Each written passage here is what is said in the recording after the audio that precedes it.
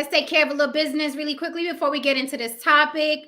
On the Block with Jen on TikTok and Instagram. I'm quitting Facebook, so don't worry about Facebook, but I'm on the Block with Jen on TikTok and Instagram. If you want to see all my reels and behind the scenes of my life and what I do day in and out, hit me on the Block with Jen on Instagram and on TikTok. If you want to Gmail me about a collaboration or you have a question for me, on the Block with Jen at Gmail, on the Block with Jen at Gmail. It is not a hookup app, okay? My Gmail is not a hookup app. It is not where you come to ask me out on a date. I'm not interested. I said a collab or a question about business.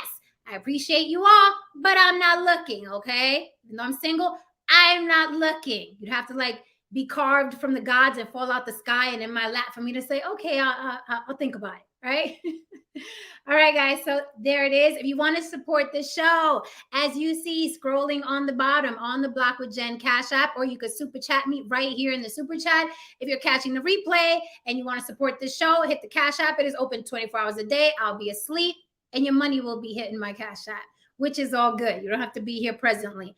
So welcome, you guys. I want to talk about this prostitution thing. Yep, gonna come straight out. We're going to talk about this prostitution thing. I think it's really important. Like the thumbnail said, the oldest profession in the history of time, and yet it's still illegal. The oldest profession, as they say, since the history of time, and yet in 2022, it's still illegal. I see nothing but pros.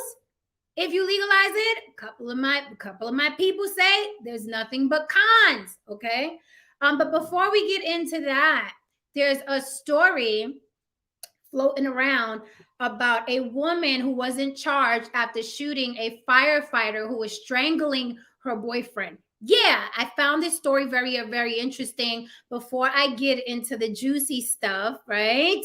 Which is sex, because prostitution is synonymous with sex. Let's get into this story. I thought the story was very, very interesting. So before we get into the Friday night fluff and fun, I wanted to get you guys' opinion on this story. Again, this happened in Kansas City, Missouri. If you guys know or not, Kansas City is an open carry state. A man went into a store to get himself a cigar, probably some blunt wrap, right? Got into an argument with the cashier. This fireman who was in the store at the time was defending the cashier because the guy that was trying to buy the cigar got into the argument with the cashier. Okay, I'm gonna show you guys the video and then we're going to discuss. All right. So guy wants the cigar. They don't have it. They're out. He gets into an argument with the cashier. The fireman is in there and he does his, his hero thing and starts arguing with the guy, I guess telling him, go outside or whatever. And then the guy that was there to buy the cigar starts threatening him. That's what the case said. That is what happened. The fight goes outside.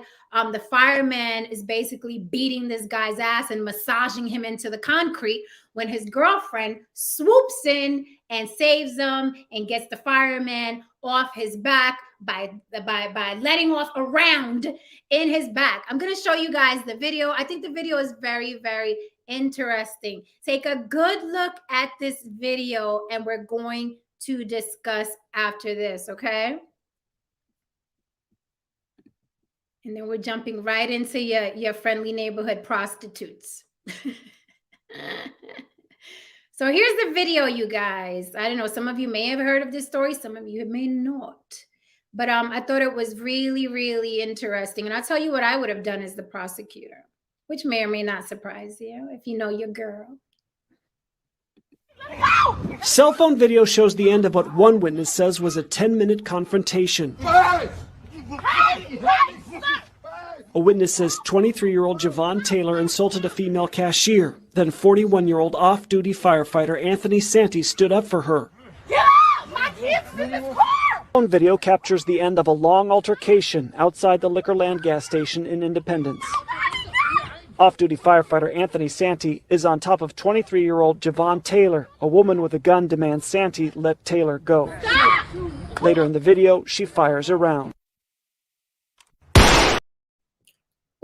Okay, now I'm gonna play it for you guys again, right? Because just like any DA or prosecutor, they watch these videos over and over and over again because you don't really get everything that's going on the first time. I'm going to play it one more time. It's a couple seconds long. I want you to see what's happening. Boyfriend is on the floor getting massaged into the concrete by the fireman. Girlfriend is panicking, tells him, get off, get off, get off. The fireman is not getting off of him. She lets off a round into his back, ultimately killing him. Let's watch the video again. Take a peek. Cell phone video shows the end of what one witness says was a 10-minute confrontation. A witness says 23-year-old Javon Taylor insulted a female cashier. Then 41-year-old off-duty firefighter Anthony Santee stood up for her. Yeah, my kids in this car! Phone video captures the end of a long altercation outside the Liquorland gas station in Independence. Off-duty firefighter Anthony Santee is on top of 23-year-old Javon Taylor. A woman with a gun demands Santee let Taylor go. Later in the video, she fires a round and sends him to his maker. Okay, so something you probably have not. Ishmael, you said you can't hear me? Can you guys hear me or not?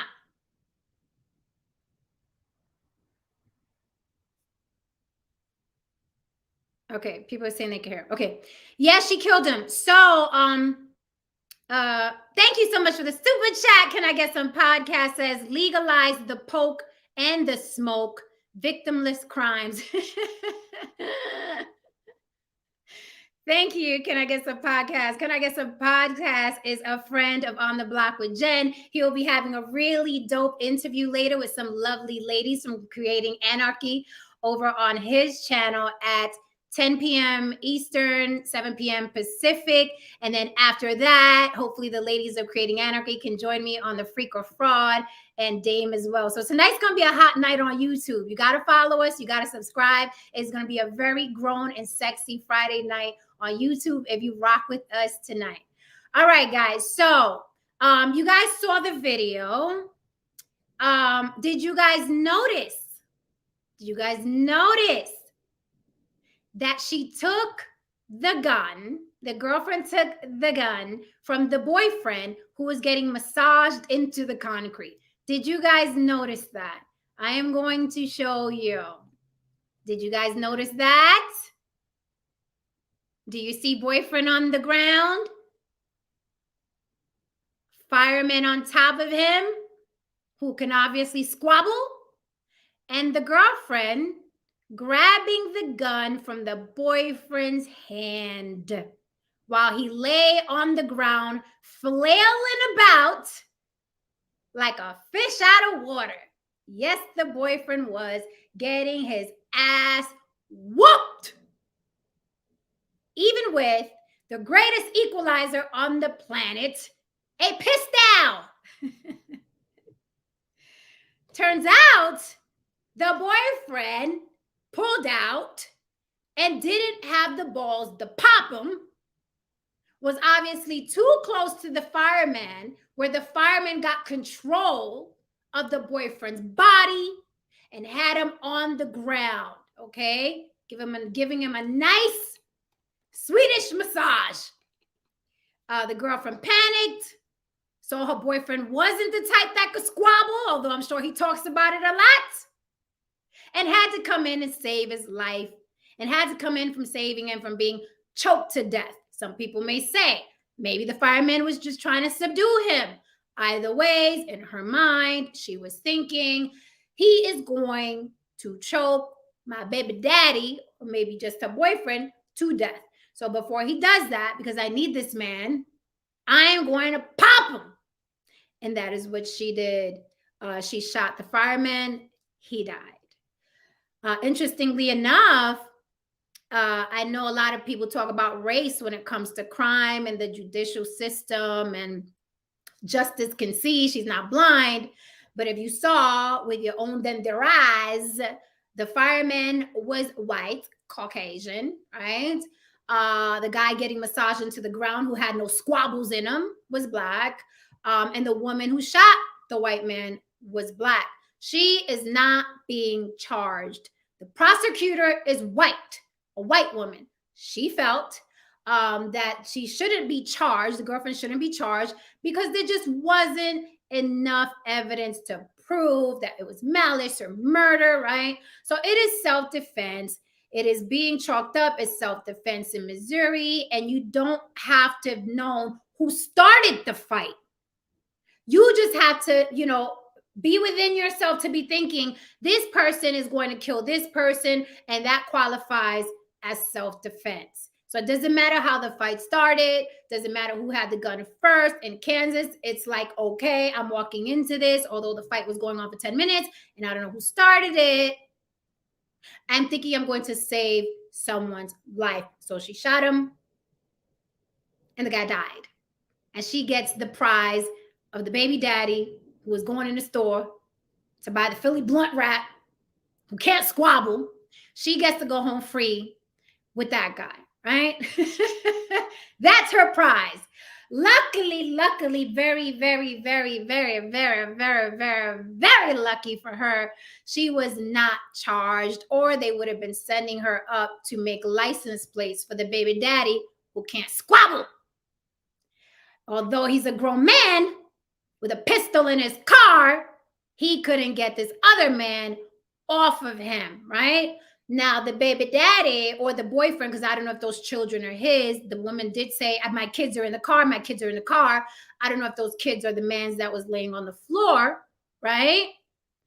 But apparently he threatened the firefighter in the store. He threatened him in the store. The firefighter was like, all right, let's see what you made of. Dude went outside, got his gun, of course, because that's what people who can't fight do. The gun with the double magazine, if you saw it, the extended magazine. He was ready.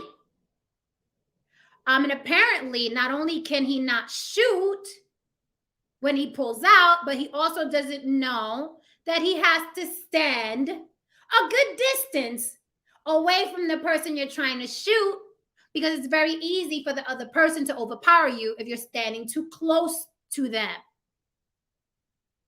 Okay?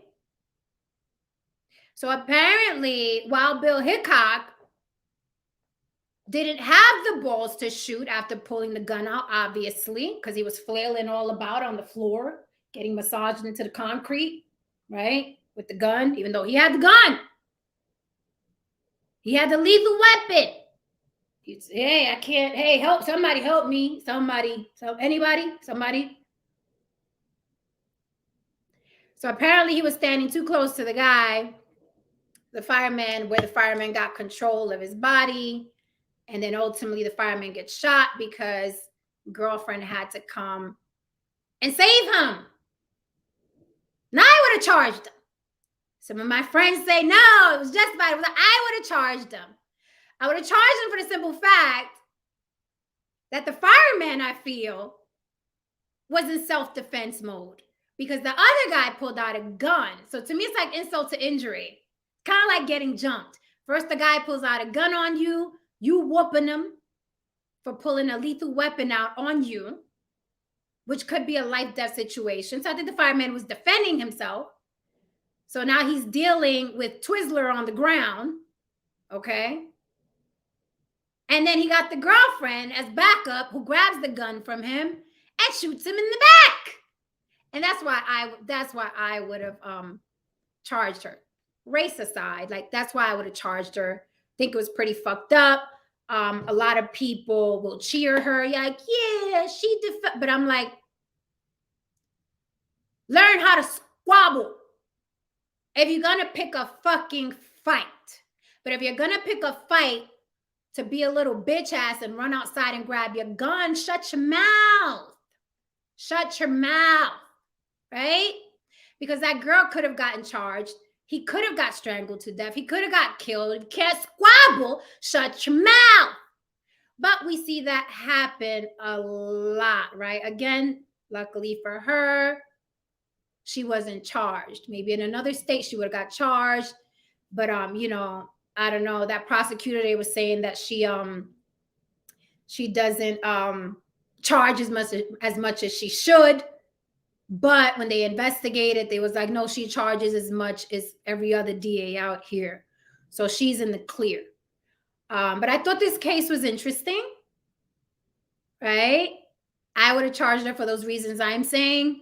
But sometimes we get triggered by race, right? So we automatically see white man whooping black man, whatever happened, happened. But if we remove all color from this particular case, right? And you can't remove race and color from every case. You just can't, because some crimes are racially motivated. But if you remove race entirely from this case, I would have charged her. The asshole is inside causing a ruckus with a woman, not with a man. But the asshole is inside. They don't got his little blunt wraps. He's causing a ruckus inside. A man does what we say men should do, protect women, right? That's what the man was doing. Then the guy who can't get his proper, blunt wraps gets into the argument with the other guy who's defending the woman. Follow with me.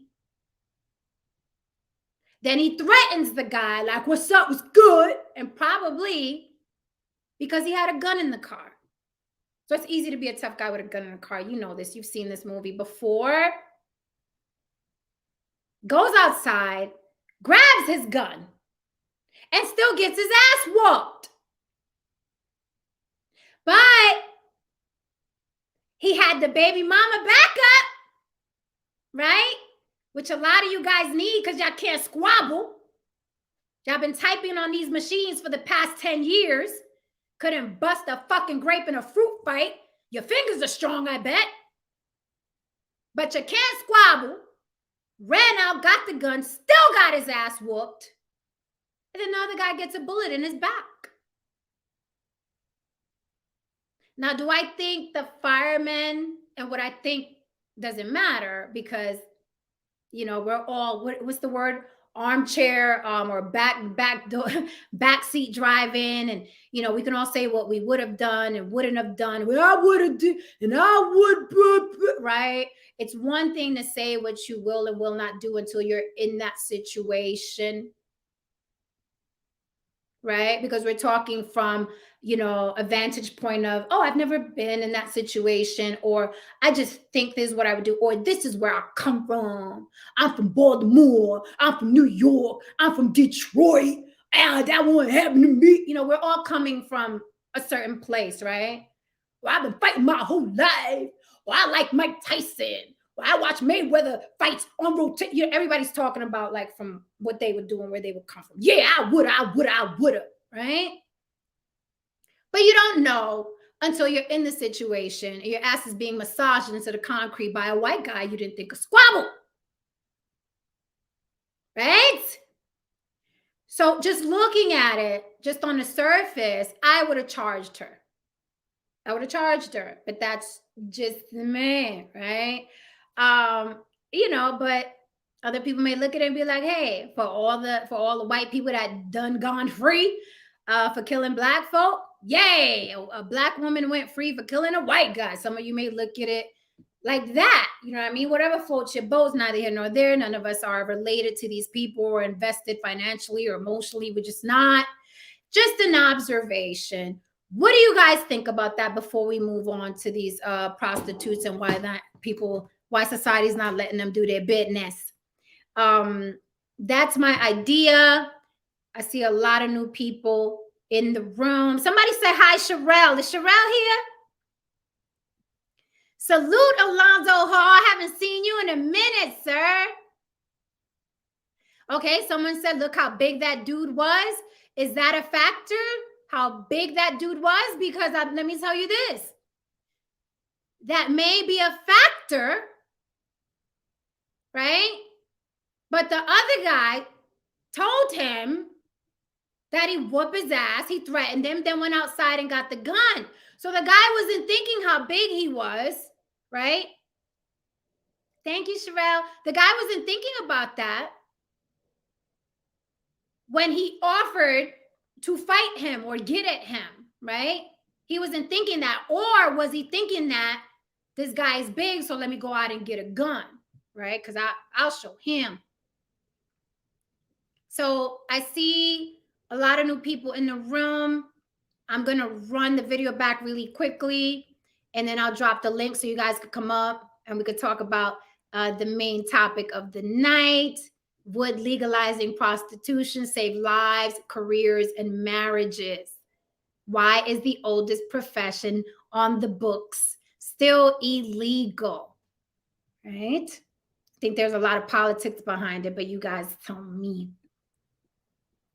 So here's the video again of the two gentlemen I'm talking about. And just so I don't have to throw up the screenshot, these two guys are fighting on the ground. Girlfriend grabs the gun from boyfriend who's getting his ass whooped. Girlfriend shoots the firefighter in the back. Another reason why I would have charged her is because she didn't give a warning. She didn't say like, stop or I'll shoot. I got a gun. I will shoot you. She was just doing what women do. The hysterical shit women do. I think she should have took a stance and said, I have a gun. I will shoot you. Get off of him or I will shoot you. That's another reason. She was just, you know, screaming, being hysterical. Guys are fighting on the ground. I think she should have made it clear that she was going to shoot him. That's what I think. But here goes the video again for you guys just coming in the room. Hit that like and subscribe. Cell phone video shows the end of what one witness says was a 10-minute confrontation. A witness says 23-year-old Javon Taylor insulted a female cashier. Then 41-year-old off-duty firefighter Anthony Santee stood up for her. My kids in this car! Phone video captures the end of a long altercation outside the Liquorland gas station in Independence. Off-duty firefighter Anthony Santee is on top of 23-year-old Javon Taylor. A woman with a gun demands Santee let Taylor go. Later in the video, she fires a round. And that was it for him. All right, guys. So for anyone who didn't see it, let me show you again that she did, in fact, grab the gun from the helpless boyfriend on the ground. You see here, she grabbed the gun from the helpless boyfriend on the ground. So just turns out fireman was healthier and ready to squabble. Okay. The guy with the gun was not. And that's what happens. It happens that quick, mi gente. It happens that fast. Okay. Witnesses said this fight was going on for about 10 minutes. That's a long fucking fight. Okay. So I don't know. Interesting. What say you guys?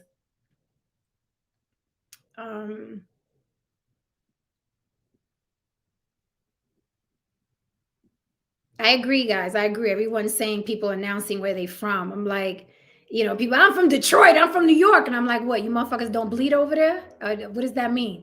What does that mean? I'm from Compton. You motherfuckers don't bleed over there? Is that what it is? Because last I checked, if you got a heartbeat, motherfucker, it can be stopped. But that's just me. Okay? What's up, Craiga Bailey, all the way from Jamaica? How are you, love? So I'm going to drop this link. Let's get into this. Let's get into this. Yeah, I just thought it was an interesting case. I wanted to share that with you guys. Very interesting case. I wouldn't go around with a pistol, right? If you can't squabble hoping that your baby mama or your girlfriend saves you. Don't do that. Don't do that. Every state has different prosecutors, okay? And gun laws. Don't get carried away and think that your baby mama gonna help you when you get your ass whooped because you can't squabble. Do not do that. Don't do it. Can I Get Some Podcast says, once the firefighter de-escalated the situation inside the store, he should have went on about his business. If he approached the other man once they got outside, it is not self-defense. Great point. Great point. From our Hunk of Burning Love, from Can I Get Some Podcast Dame. Great point. Unfortunately, we don't have that. So what happened before they turned on the video? We don't have that clip. I would love to see it. I would love to see the CC video inside too. I would like to see how the argument started, even if it doesn't have audio. I would like to see that. And I would also like to see what happened, because they said the fight went on about 10 minutes. I would like to see what led up to it. Were there warnings? The guy said, I'm going to get my gun because you're too big to fight.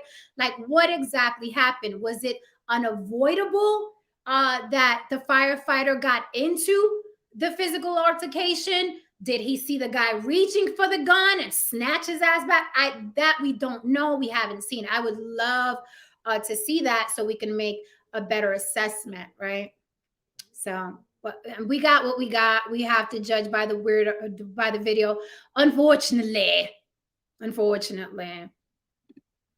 Welcome, Sundown. How are you, sir? Good. How are you? I'm really good. It's Friday night. Happy Friday. What say you? All right. So I'm not going to be on here long. I just wanted to give my little 2 cents on this situation. So in my experience, right? Okay. I have noticed that whenever you see people talk shit, right? Let's say you have an aggressor and he's running his mouth, he's going at somebody. Mm-hmm. The people around him, they won't say anything to de-escalate the situation because, you know, he's loud, he's boisterous. But whenever he starts fighting and he starts losing, that's when everybody wants to jump in and be like, no, break it up, man, break it up. No, man, calm down. It's like, you're not keeping that same energy when he was running his mouth, but now that he's getting his ass whooped, now you want to be like, oh no, my kids are in the car. Stop. Where was that whole, outrage when they were going back and forth? Because she could have went up and said, hey, look, we got our kids in the car. It's not worth it. Let's just leave.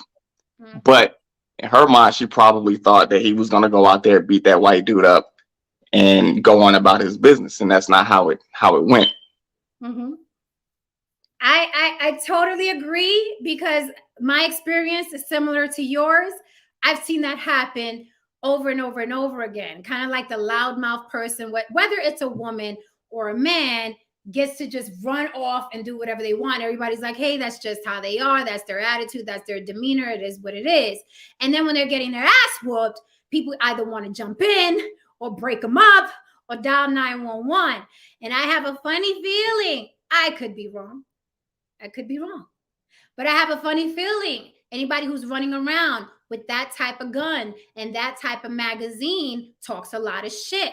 It is the first thing he thought of to do was go get his gun, right? And I said I would feel differently. I really, really would.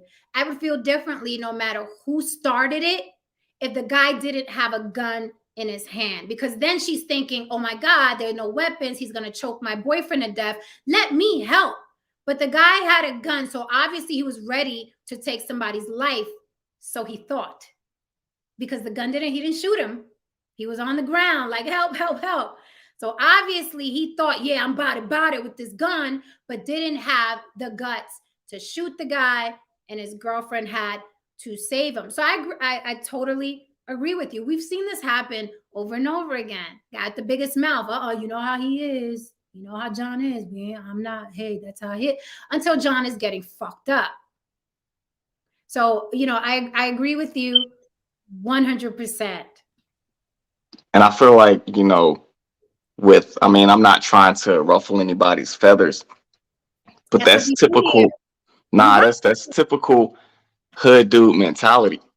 Mm-hmm. Where a lot of, like you said it earlier, a lot of people, they always tend to announce where they're from. You see that a lot.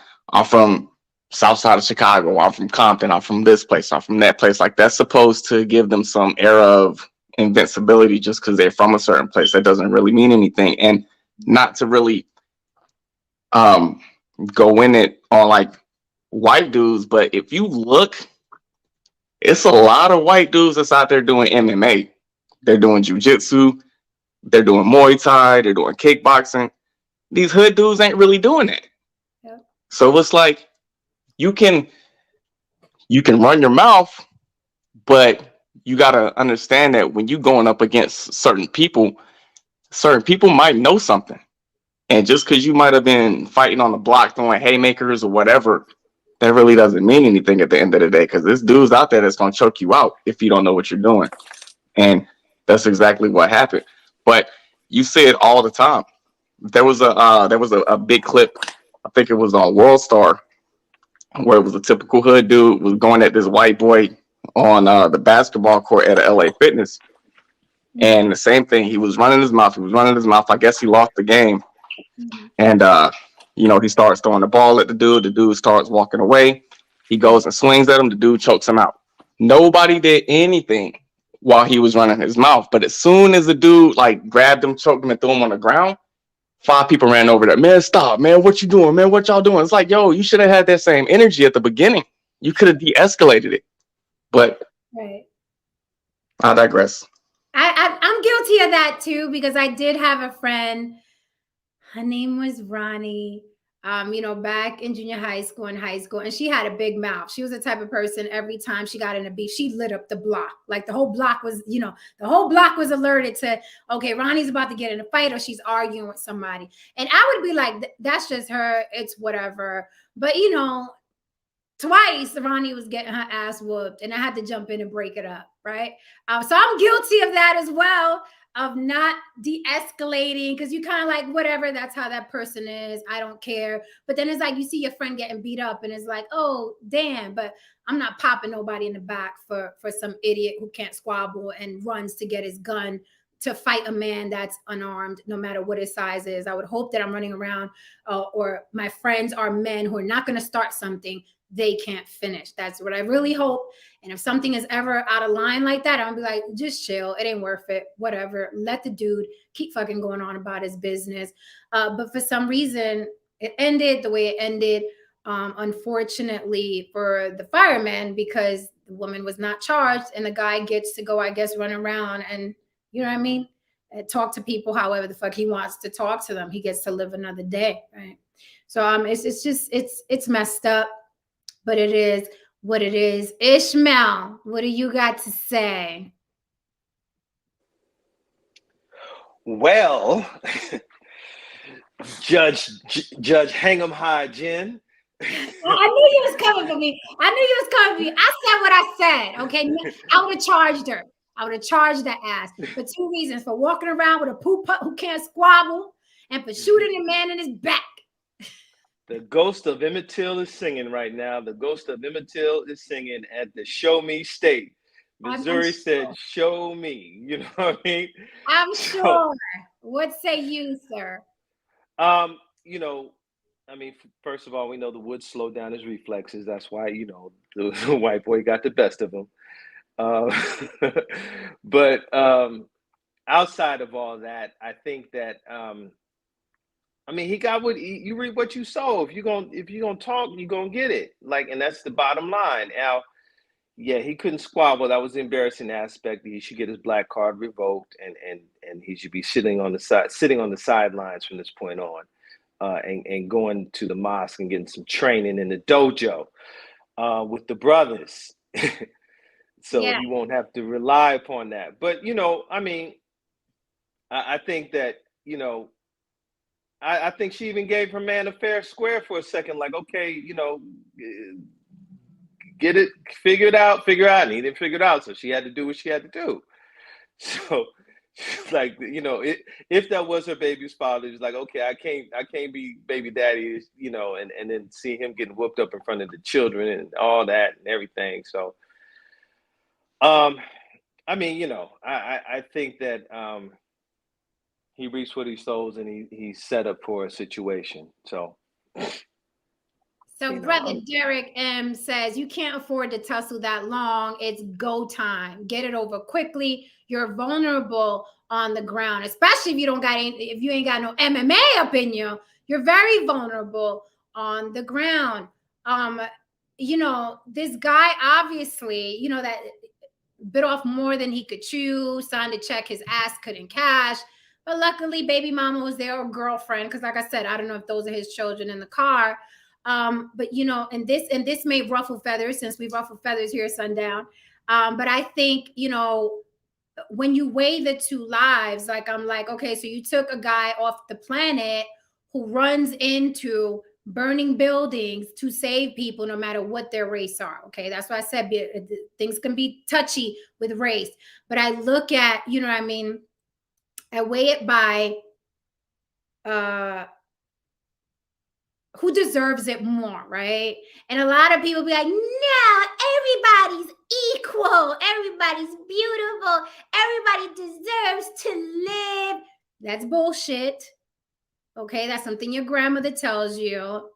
If you're ugly, your grandmother probably told you were cute and you're not, right? So I say this, in my opinion, the firefighter was more useful to the planet than the other guy who's in the store getting his blunt wrap and running around, and, with the gun in the car, the extended magazine. Like, it's like, so that's the only thing that I feel bad about. Where this guy, is the other guy going to be running into burning buildings and saving lives? No, right?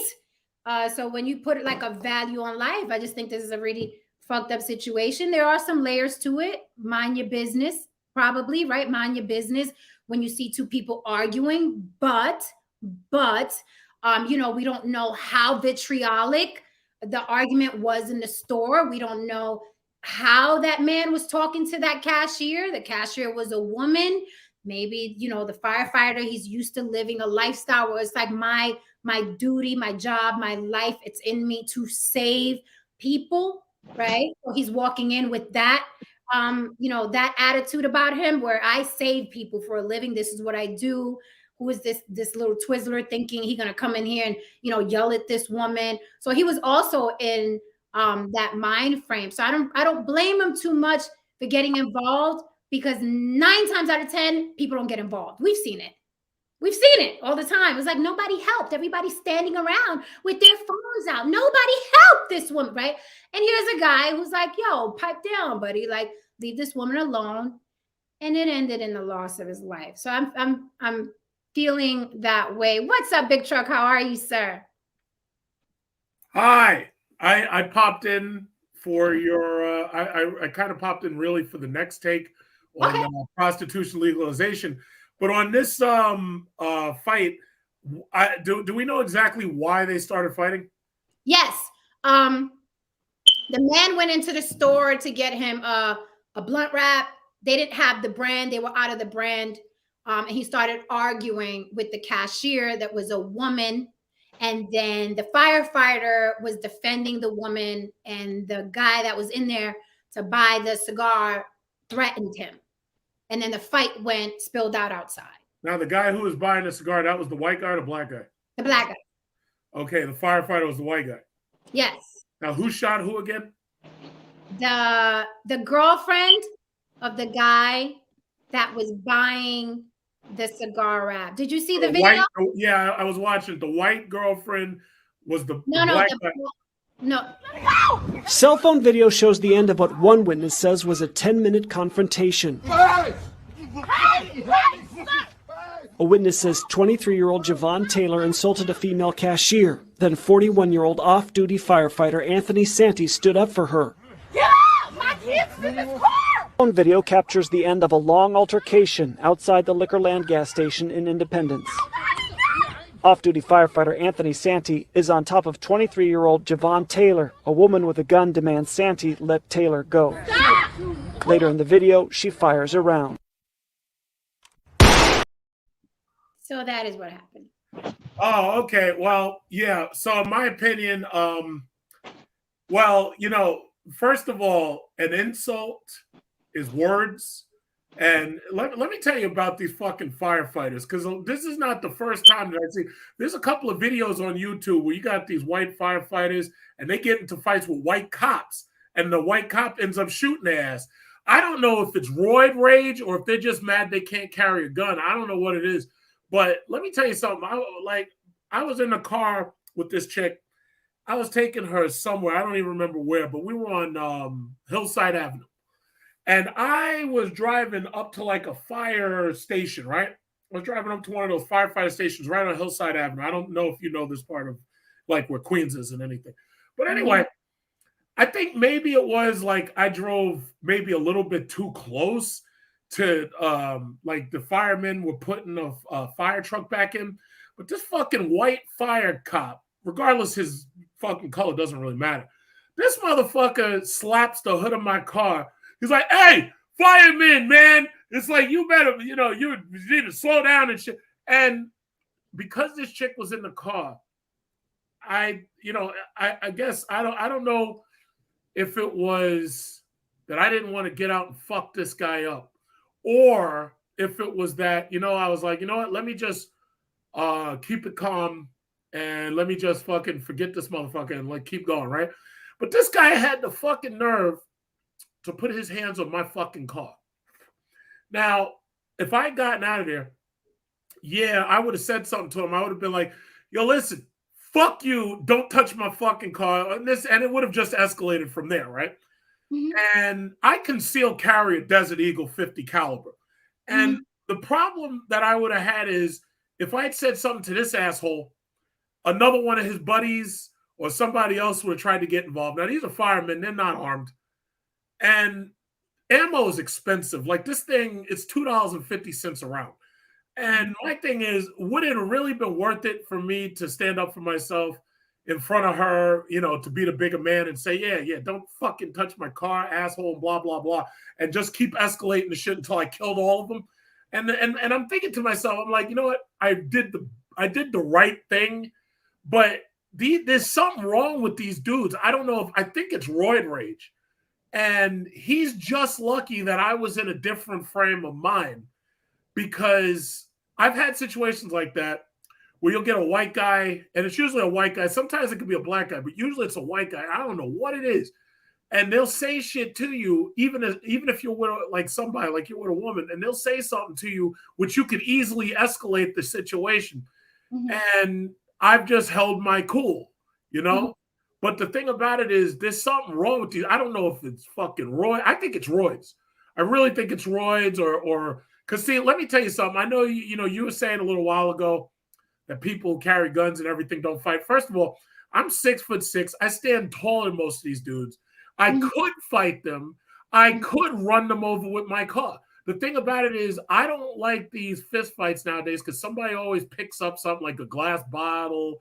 I'm not getting cut. I'm not doing anything inefficient. The efficient thing for me is to pull this Desert Eagle out and blow your fucking head off. That's the efficient thing. So I try to stay cool. I started to stay calm. And I just looked at her and I was like, yeah, this guy's a jerk. And we just kept on driving. And I try to keep it calm. But if I'm in a store and I have an argument and I don't know how this guy got into this shit, but if you put your fucking hands on me because I'm arguing with somebody else, I will waste $10.65 blowing you away. And I don't want to do that, but I'm just saying, I don't know what it is with these, because I'm not letting them escalate it to the point where I get permanently injured. I'll blow you the fuck away. So okay, guys. Okay. Right, let me pause you right there. Okay, guys. So you heard it once again from Big Truck. He is a killer. No. I'm not a killer. I'm a lover. All I'm saying is that girl, like you saw the girl holding that gun, right? The fireman never looked up at her, right? The fireman never looked up at her. No, he did actually a couple times. So let me. But did he see that pistol? Okay, let me pause you right there. Yeah, he saw the pistol. He saw when the guy had it too. So okay, let me pause you right there. I get it. That would have been the part where I would have stopped. Right, no, I get it. So here's the thing. As far as steroids, I don't know. I do know this. I think it's roids. The firemen, the policemen, and the correction officers, they've always had this like underlying beef with each other. It's just like the military, the Navy, the Army, the Marines. They all think they're the best one, right? In New York City specifically, you got New York's finest, the police department, New York's boldest, the COs, New York's bravest, the fire department. So they're all men in a line of work that has a lot of machismo, a lot of, bravado. They walk around like, I fucking save lives. I fight people for a living. So they're walking around with that air. That's natural. It's just like a man that's been in the military. He's going to feel he's better than other men. Men that work out, they're going to feel like they're better than other men. Men that do MMA and martial arts, they're going to feel better than other men when they walk in a room of other men. That's just a natural state of being. Like whatever it is you do for a living, you take that with you everywhere, right? I used to manage a nightclub in New York City. Now every club I go to, I can't even enjoy myself with the girls, so I'm looking for body language and hands and eye movements, and is that fight going to break out over there, and is that fight going to break? You just, you know what I mean, you're conditioned to be a certain way. So I don't really look at it like it's like, oh, this guy's trying to be a tough guy. He is a tough guy. His lifestyle is a tough guy. If you're a firefighter or a CEO or a police officer, that is your life. You are a tough guy. If you're ex-military, you are a tough guy. Now, when I said about men that carry guns, I'm talking about little poo-putts in the neighborhood that carry guns because they know they can't fight. And more than likely, they're going to be up against another guy who can't fight, who also carries. That is the lifestyle in these neighborhoods. I don't know about you, but the guy getting massaged into the concrete on the ground didn't look like a fighter to me. He looked like a shooter, right? So I understand avoiding beef or problems or situations or what have you. But any guy that's mouthing off to a woman at first, and then another man jumps into that, and the first thing that man does is run out and say, well, I'm going to get my gun, is a punk ass. He cannot fight. Because if you had the balls to argue with that woman about a blunt wrap, then you should have had the balls to stand up to a man. But these motherfuckers, like I said before, that run around with their guns and can't fight. That's right. They're on Twitter all day arguing with people. This is what happens. You talk this, you sign a check, your fucking ass can't cash. Yeah, but hold on. The fireman, first of all, unless that guy said something specifically to that fireman and threatened that fireman, he should have stayed the fuck out of it. Yeah, but here's the thing. Because as far as you're saying the guy who had the gun is writing a check his ass can't cash. I would argue that the fireman being brawny is writing a check his ass can't cash. Absolutely not. And here's why. But look what happened. He got killed. Here's why. Absolutely not. And here's why. Because he was protecting a woman. That is what we say men are supposed to do. Protect the woman. When people don't think in a crime, what do people say? Oh, everybody was just standing around. It was an argument. He wasn't beating her up. It was an argument. That's why I said, unless we have that video, I don't know how vitriolic it got. I don't know how violent this guy got. I don't know how threatening he got. We don't know. We're all speculating, which is fine. We don't know the video. Now, if he slapped her around or if he was robbing her. But I'm guessing any man who runs out and his first instinct is, oh, I got a beef, let me go get my pistol, is a punk bitch. Okay, you're a punk bitch. If that's your first instinct, like, oh, this guy's checking me, let me run out and get my gun because I could check her, but I can't check him. I can check her, but I can't check him. So let me go run out and get my gun because him I can't fuck with. Now, Jen, are you aware that the manosphere as it is right now is telling the guys who are listening, for the most part, if you see a guy and a woman having whatever kind of argument, just stay the fuck out of it if it's got nothing to do with you? You're aware of that, right? Well, I absolutely am aware of it. Oh, okay. Absolutely, I'm aware of it. But that's a whole different show. Those are men that hate women and want to jerk each other. That's different. That's coming from a whole different mindset. So I pay that no mind. If these guys could fuck each other without being called homosexual, they do it. Let's be clear. Wait, whoa. Where'd that come from? Let's be clear. Wait, whoa. Where'd that come from? What? Fuck each what? Yeah, if those guys could fuck each other, they would literally fuck each other. If the word homosexual wasn't so cringe to men, they would literally fuck each other. What do you think MGTOW is? I'm going my own way. Who are you going your own way with? You're leaving women behind, right? There's only two genders on the planet. Some people may say there's more, but as far as those men know, there's male and female. So if you're going your own way away from women and you want to have sex, who are you going to have sex with? Foreign women. No. Going your own way does not mean having sex with foreign women. Going your own way is leaving women the fuck alone. No, foreign women. Whatever. Yo, can I interject real quick? Yes, before I get Mr. T on. What's up? Welcome, Mr. T. Yes, please interject, Sundown. If your first instinct is to run your mouth, and then when somebody checks you and somebody calls, say you bluff, and then somebody calls your bluff, and your second instinct is to run to your car to get your weapon, just shut up. Don't run your mouth in the first place. If you can't fight, don't talk.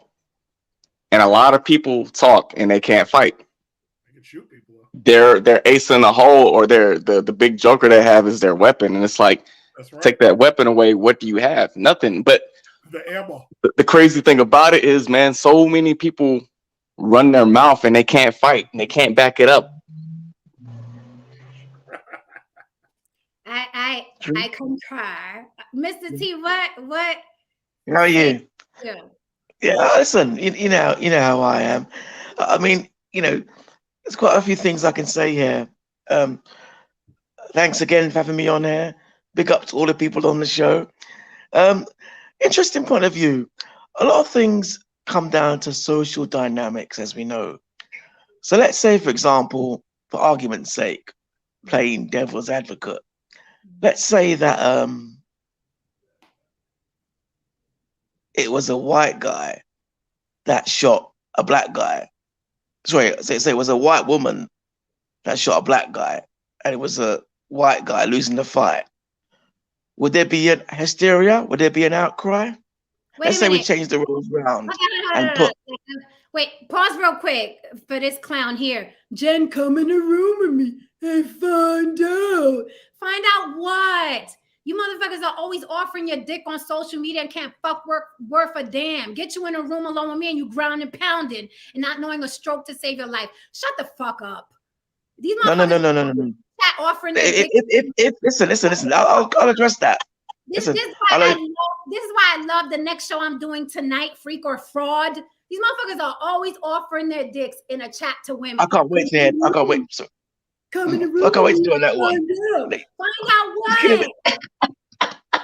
He's killing it. Listen, a lot of these guys, yeah, they got to talk, yeah, all the sex talk. But if they were to meet you in person, they'll be quiet. They do nothing. But hey, that's another story, another subject. What I'm saying is, say the roles were reversed. Let's say, for example, it was say it was a white woman that shot a black guy, and the black guy was the one in the fight. Yeah, would you think there'd be an outcry in America? Oh my God, there would be marching, there would be protesting, there would be picket signs, there would be specials on CNN, Fox News, and NBC and Fox. Yeah, it would be pandemonium. It would be pandemonium. Everybody would be getting free Jordans through broken windows. It would be motherfucking pandemonium. There would be T-shirts with the guy's name on it. Yes. Right. So that's interesting. And I think, personally, I think the girl shot the guy. I'm not so sure she should have got off so easily. Because from what I read, she got away. She got off with it, didn't she? The police let her go. Yeah, like Scott. I'm not so sure about that. I'm not so sure, to be honest. Sorry. She got completely. She walked. Do you agree with that? No, I said I would have charged her. I said if I was the prosecutor, I would have charged her. Because, I mean, it's a case where you can take race out of it, of course. But all of us are going to look at it like race, right? But a good judge, a good prosecutor, a good DA, they take race out of it. Do they always? Seldom, right? Because everybody's coming from what my race makeup is and my experience and what happened to my brother and my sister, right? Everybody's coming from there. I can be neutral in this case and be like, no, I would have charged her. I would have charged her. I didn't. I feel like the firefighter got jumped. Like you're fighting off the dude that you're massaging into the concrete, and he got his, baby mama as backup to shoot you in the back. I would have charged her. But you are absolutely right. If you do look at color and you do look at race, had the races been turned around, had the couple been white and that man been black, we would have been marching right now, and I would have been talking about that. I would have been talking about the march on George Washington Bridge and Kansas City getting shut down, and the National Guard having to come out. Yeah, you're absolutely correct. It's funny because I think one of the guys, I think was the other guy that mentioned the manosphere and not getting involved in. You about to get blocked, Mr. Fantastic. Watch your chicken wing hole, buddy. All right. I don't mind opposing views, but watch your chicken wing hole, okay? Go tell your mama to get that mop and bucket. Now, if you want to come to the later stream where we're doing Freak or Fraud, you're more than welcome. But watch your let. Go ahead, Mr. T. So I just gonna say, regards to the previous guy's comments about the manosphere and getting involved, I'll be brief. There's a situation here over here where this girl's walking down, and this guy, as it appeared to me, it looked like he approached her out of the blue, was just harassing her, like for a number. And I was like, raw, because me and my friend were in the car, like, what's going on there? I lowered the window and go, bro, you can't do that. You can't just step to a woman and grab her like that. And he goes, oh, it's my wife. I went, that looks a bit odd. And then they're walking off. He's grabbing her again. I said, bro, you got to stop that. Yeah. And my friend goes, yeah. We got out of the car. And then she looks over to me and goes, starts swearing at me. Oh, who the fuck are you? Who the fuck are you? You fuck off. Who are you? I was like, what? I go, are you stupid? I'll hit you more than he's hitting. I'll hit you harder than he's hitting you. And so she's like, and he just walked off. And my point being, yeah, obviously in principle, I mean, as a mature man, we know the rules, don't get involved. Mhm. But I thought, on this one time, let me break the rules. Let me, as they say, quote unquote, simp a little bit. I'll break the rules just this once. You got laughing. So I bent the rules once, and that's what happened. So now, back to the original formula, no more help. If Jeffrey Dahmer's beating you on the floor and stabbing you and shooting you and you're getting licks, wherever you are, I'm not getting involved. You're on your own.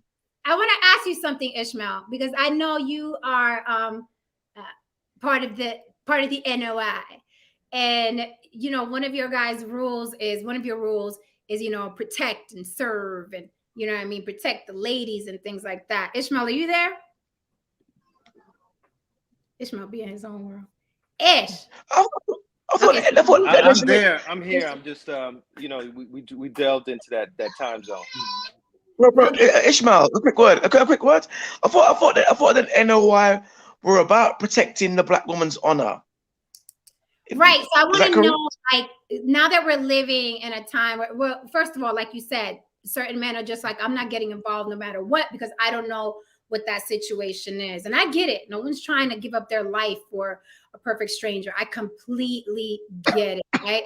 And then there's the other side where it's like, oh, everybody just stood around and, watch this happen. Women have been attacked on New York City subways, and people are just sitting there reading their paper on the subway. There was a woman that was, sexually assaulted on the subway, and everybody, just sat there. So, the pendulum, man, the spectrums are like, do nothing. Some people are like, do something. Some people are like, I'm just going to record it for my Instagram. So, and now we've delved into like, yeah, the manosphere says, fuck them bitches, let them get killed. So there are extremes on all sides. And that's why I wanted to ask Ish, when do you intervene, if ever? I know you guys are I don't know if you're told to intervene or you're supposed to intervene or the rule is you intervene, but when would you? What judgment do you use? If it's one of my family members. If it's one of my, you know what? Let me. If it's one of my family members. All right, so let Ish answer, because he's pressed for time. Oh, he is? Yeah. Yeah. And let me say this: I've been in those circumstances. I have stepped in with perfect strangers and on multiple occasions. It's kind of just how I'm cut. And I'll give a quick story. I stepped in on a fight between a couple. Man was beating this woman inside a car, just pummeling her. Me and one of the brothers intervene, pull them off. We take her and we put her in the car, and we separate them, but they still kind of keep going back and forth. She finally says, "Can you just drop me off here?"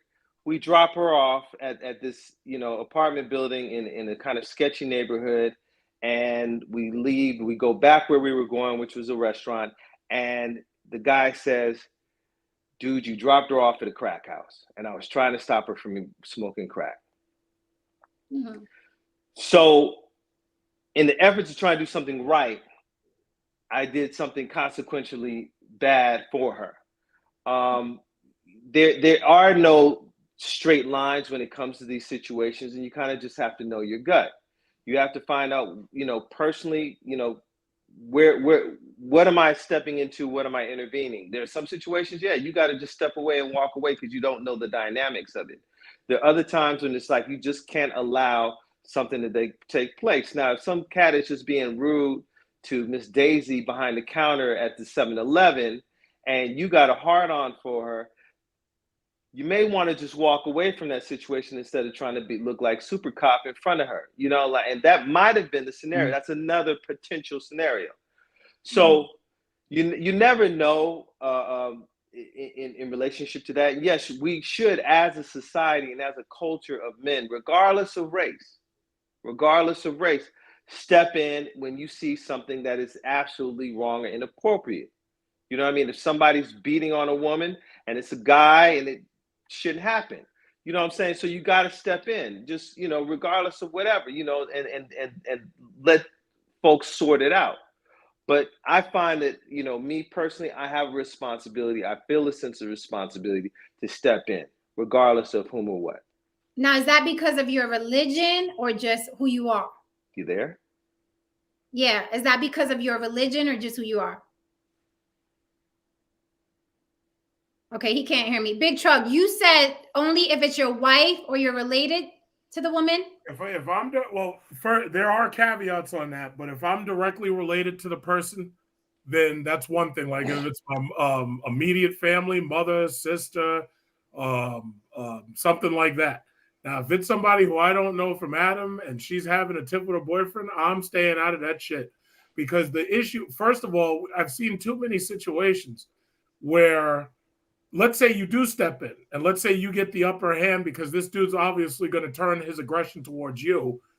Now, the issue becomes she could just as easily stab you in the back. That happens to cops a lot.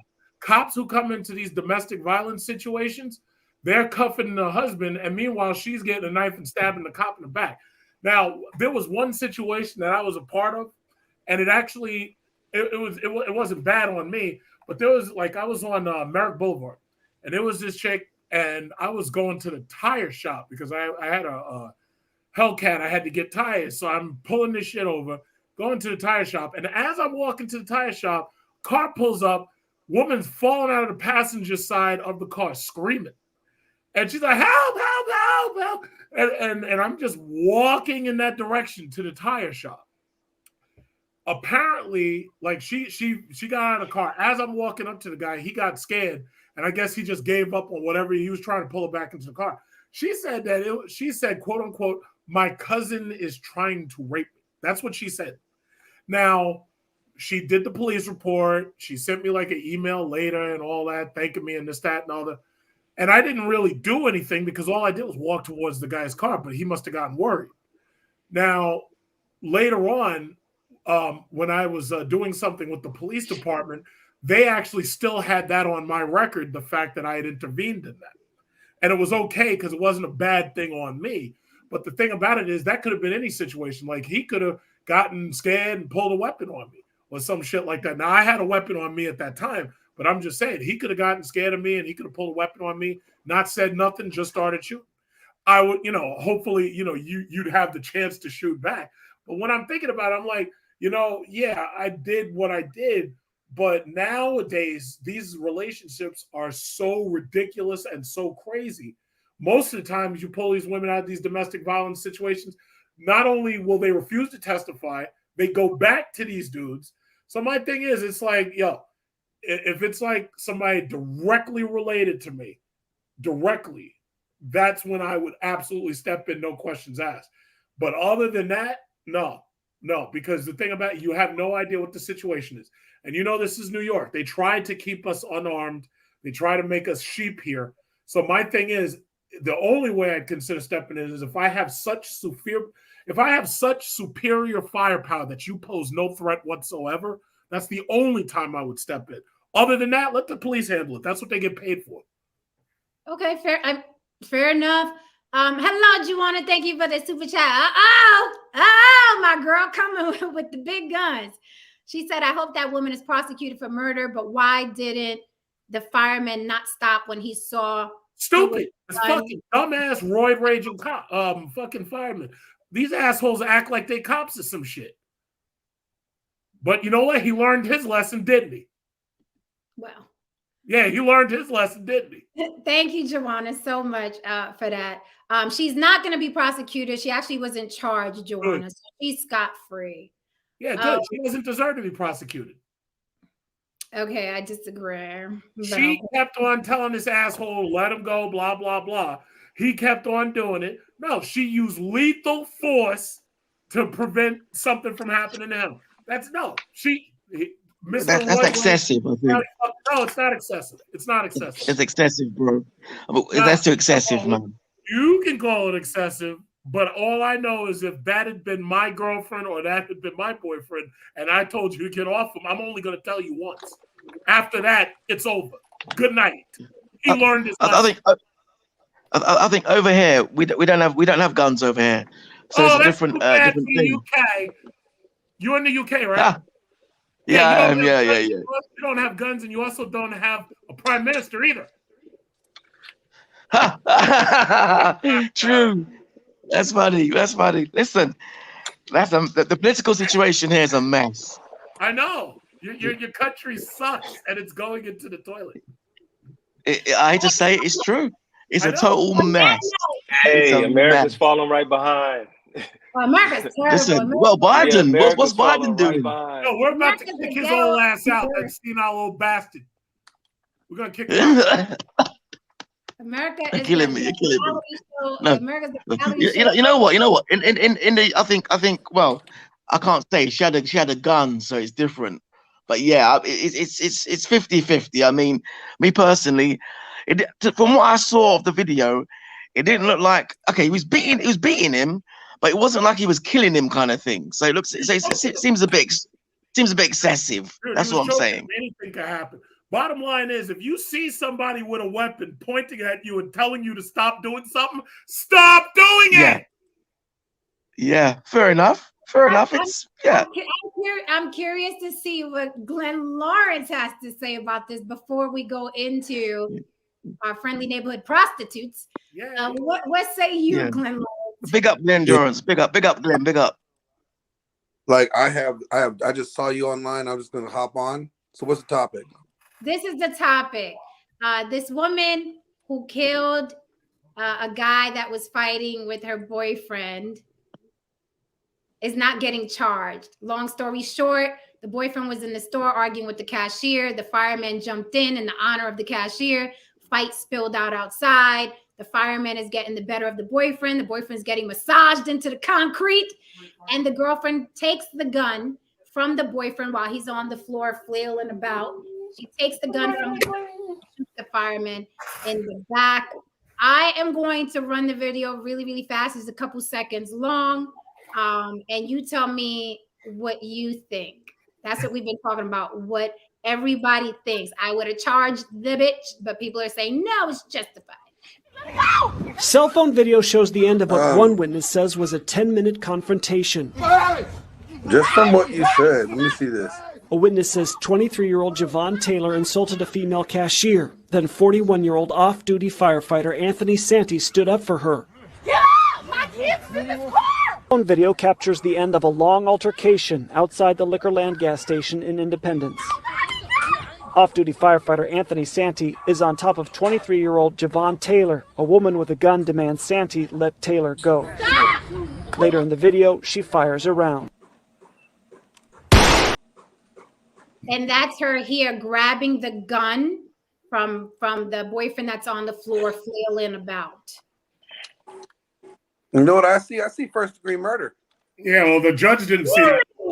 Really? Okay. See, I knew somebody had to come. Somebody had to come agree with me. Damn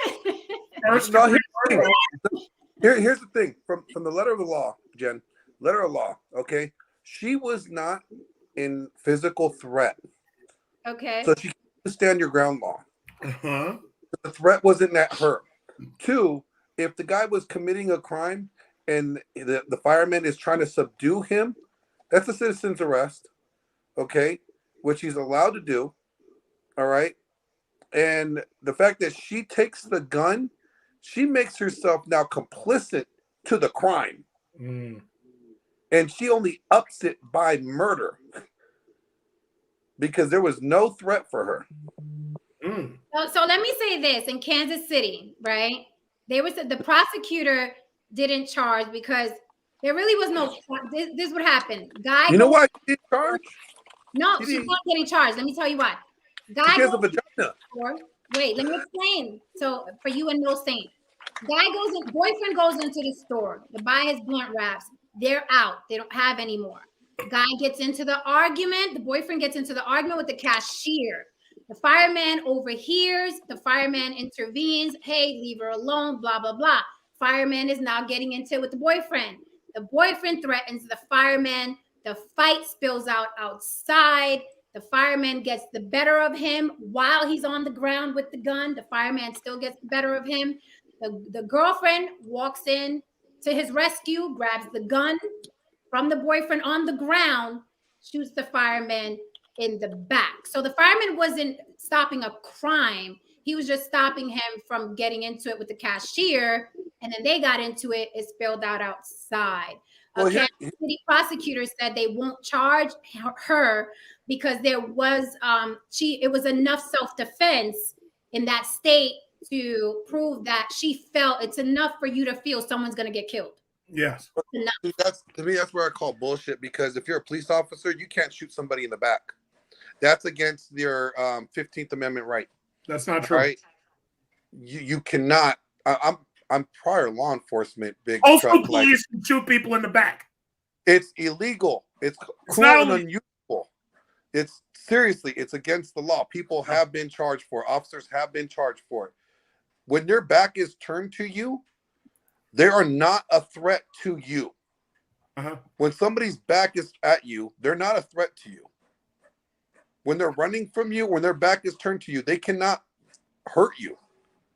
Excuse me, they can hurt other people. Now, first of all, when you first came on, you assumed that this guy was committing a crime. He wasn't committing a crime. As far as we know, he was just having an argument, and they stepped up words against each other.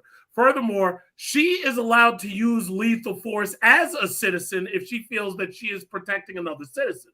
So, as far as this thing about police can't shoot people in the back, that's absolutely not true. If a police officer is using lethal force against another citizen who is threatening lethal force against another citizen, yes, he can.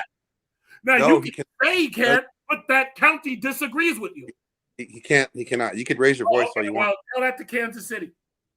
It's literally it's federal law. Oh, okay, but anyway, tell that to Kansas City. The problem with this is that even if it's a fist fight, it's a fist fight. Taking it, I think she should have been charged. Maybe not with murder, but maybe aggravated assault, or you just want to keep stepping down the crimes. Something. So somebody's life stepping down the charges. Somebody lost their life over a fight, and somebody played judge, jury, and executioner. Well, originally you jumped on with first-degree murder. So now I'm saying, that is murder. It is first-degree. Well, it's not premeditated, but it is murder. That was my point in the very beginning. You came on with first-degree murder. It obviously wasn't premeditated. She was busy telling the guy to let him go and get off him and this, that, and other, and he didn't do it. So no, that wasn't premeditated. It wasn't premeditated. That's why I'll take that statement back and say it's not first degree, but it's still murder. Yeah. Maybe second degree murder, third degree murder, but it's still murder. Nah, I don't think so. You know, I'll call it a homicide. I'll call it manslaughter. I would never call that one murder. What is a homicide? Homicide is simply when one man kills another man. And now, what is that? Murder makes it premeditated. That's murder, bro. Premeditated. Murder makes it premeditated. It has to be premeditated for it to be murder. No, murder doesn't make it premeditated. Homicide simply means a man kills another man. It's in the word itself. Hum means man. Okay, I would say at the least, I'm with Brother Derek, manslaughter at the least. I don't think she should have just walked away scot-free. She shot him in the back, right? She shot him just in the back? Yeah. Yeah, I'd charge him with not shooting him in the head. All right, next topic. Well, Big Jen, Chuck, where do you think you are? Where do you think I'm in New York. I'm in New York. You're on the block of Jen right now. You're not. What do you? Wait. No, Saint. How are you, sir? Come here. Hey, how you doing? Oh, hold on. Jen, hold on. Hold on. Somebody wants to say something to you because we're gonna be in your neighborhood tomorrow. We're gonna be in your neighborhood tomorrow, and somebody wants to say something to you. Is that dog the bounty hunter? Hey, girl, You how guys are you? gonna be out here tomorrow? Yeah, we're Yeah. gonna be out there tomorrow. We'll be out there Drinks tomorrow. on y'all. Woo! Hook you up, all right? I'll call you tomorrow. Okay, cool. All right. Good night, you guys. All right, Good thanks, night. Glenn. All right, bye. No Saint. Good evening. How are you? Really good. How are Can you hear me? I Okay. can hear you fine. I really want to get into my second topic, but I know you have something to say about this. So please, what say you? Well, I didn't. Opinions. Yeah, of when I saw, when I saw your video, I didn't see the video until you showed it, and yeah, I think if it was a man, he would have got charged. To be honest with you. Okay, so some people brought up race, but you're bringing up gender. So you think if it was a man shooting, he would have got charged? Yeah, because I was looking at it, I'm like, listen, I hear what Big Truck is saying, but at the same time, he's saying like that she was protecting another person's life. But if that's me with a gun, like, and I don't know the dude, and I have no emotional ties to the guy, I'm not going to shoot the guy. He's in a fight now. I might try to break up the fight. I might, I mean, maybe that dude was kind of big. I don't want to be on the other end of it, but, but I mean, I listen, I'm consistent with this. Remember the guy in Florida that came out and started talking to the woman about parking in a handicap, and the guy comes out and starts giving him, well, what for? And he shoots and kills him. That guy I think he did get convicted. That guy was immediately saying that's murder. He shouldn't have had his nose in the business of somebody else. He's not the handicap parking lot police, right? He got himself in that situation. He started getting his ass whipped, and then he wants to pull out a gun. Same with Trayvon Martin. I thought the dude should have been prosecuted and convicted. You sit there, you stick your nose, you think you're this the security. But in this case, the firefighter stuck his nose in it. But I don't think the guy who was getting beat up was in danger of losing his life. He was, I mean, it didn't appear that way from that short video. And I think that the girlfriend wanted to protect, her boyfriend. I think something had to be charged. You can't just let somebody go for shooting somebody. But I'm consistent on all the way across the board when I see somebody shooting somebody when really there's not really any necessity for it other than somebody getting beat up. I agree with that. Solvi, I agree with that. I think, again, guns give people, 10 more inches of height, 50 pounds of muscle. A lot of times people get guns and they feel like big, powerful men when they're anything but. And I've seen that happen more often than not. The first thing they think of, let me go get my gun because I ain't fighting you. It happens. Yeah, I see it. I don't know how it is. I do sort of know how it is in Las Vegas, but I know where I'm at.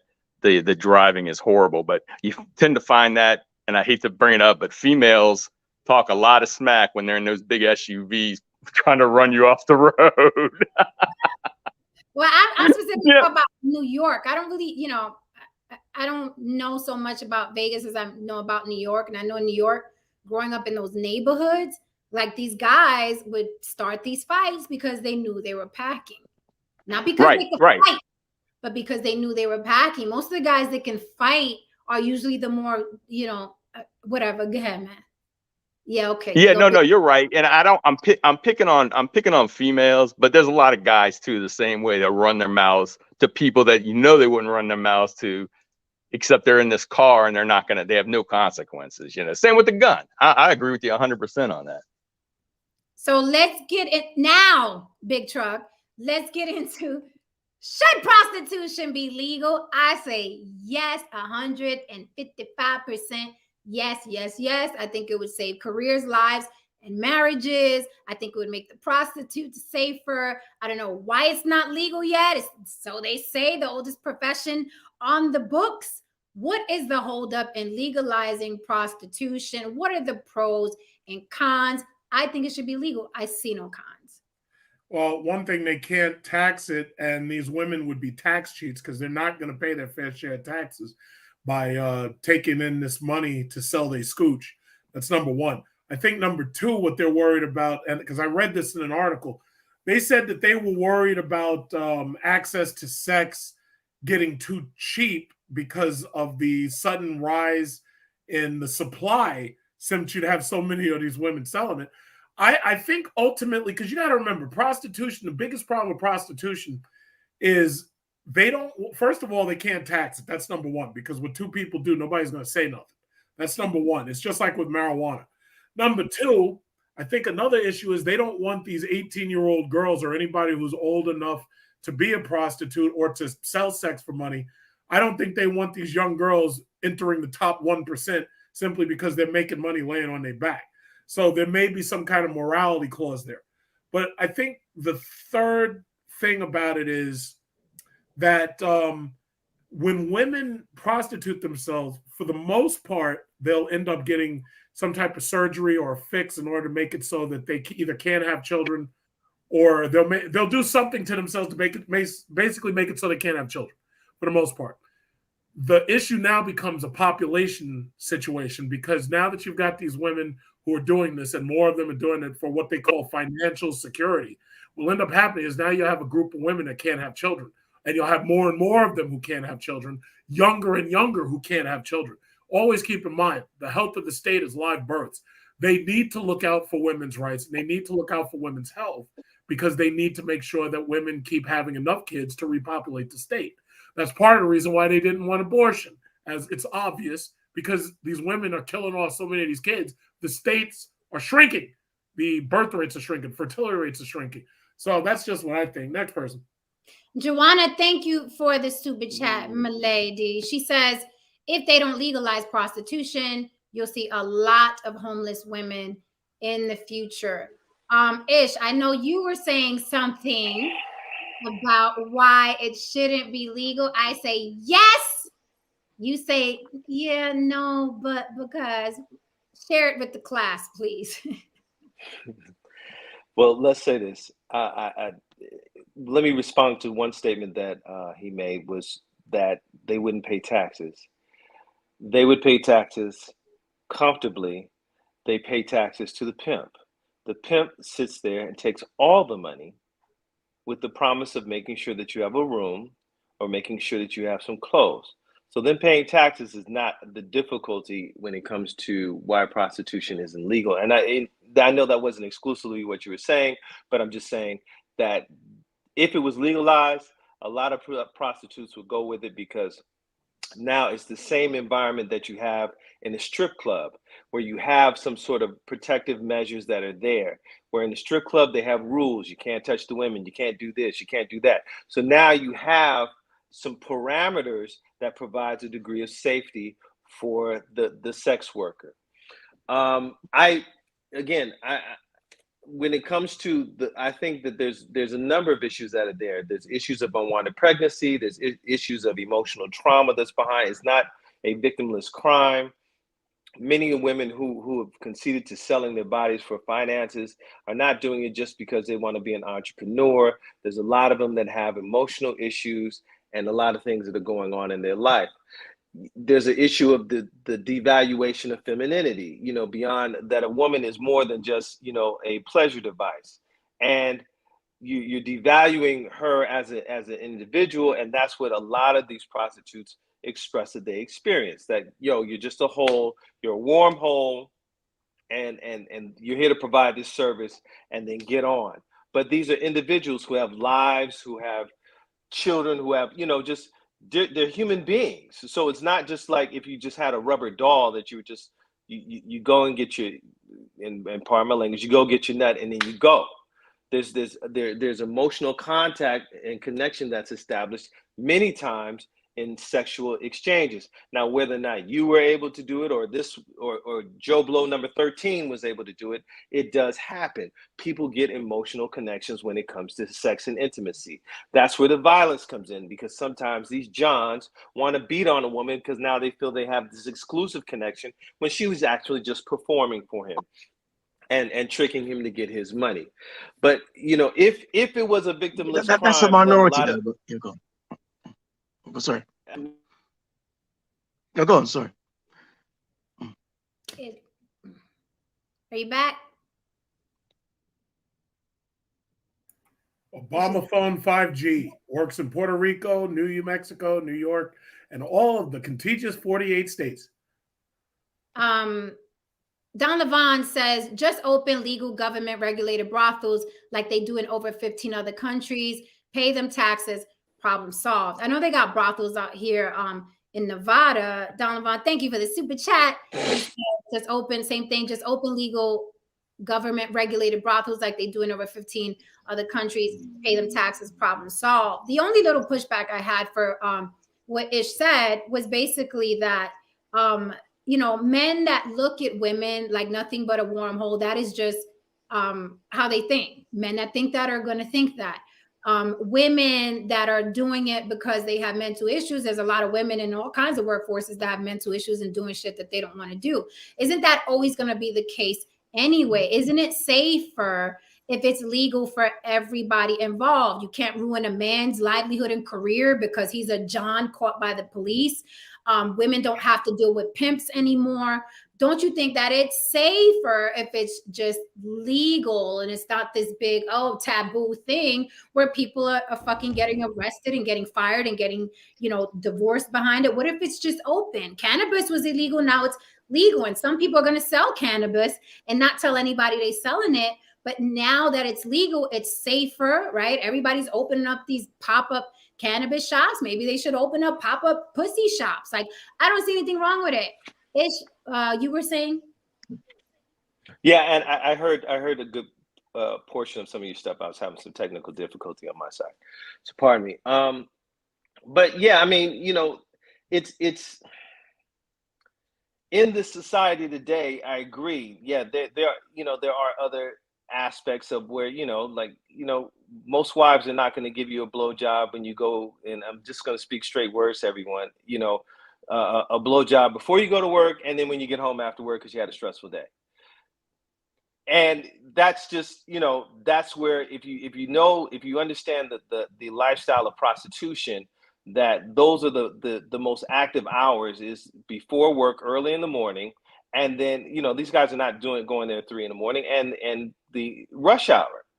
So obviously these are working individuals who are not getting what they desire from home, and they're rolling up to curbside service, you know, to a sex drive-through, and that's just the reality of it. So if you understand the realistic dynamics of it, but there's also, again, consequences. You know, in the documentary Pimps Up, Hoes Down, all the women that these pimps were talking about either ended up dead, in jail, or strung out on drugs. So obviously there's some sort of consequence to the action. If this was not the case, then you would have very rich people running around talking about, I made my money off of laying on my back. There are emotional and realistic consequences that do affect people when you have people having sex with people. This is the most intimate and vulnerable position that a woman can be in, and she's having it with a perfect stranger. And many prostitutes say they would prefer to have this intimate moment with somebody they care about versus somebody that they just don't know, don't like, not attracted to, it smells bad, whatever. And they have options, they have choices. They turn away many men, but if it's a day that you need money and you got to turn in a certain quota to your pimp, they're making hard choices. And every prostitute, I shouldn't say some, not all. Yes, because I'm about to come at you in a minute. Continue, sir. I smell it.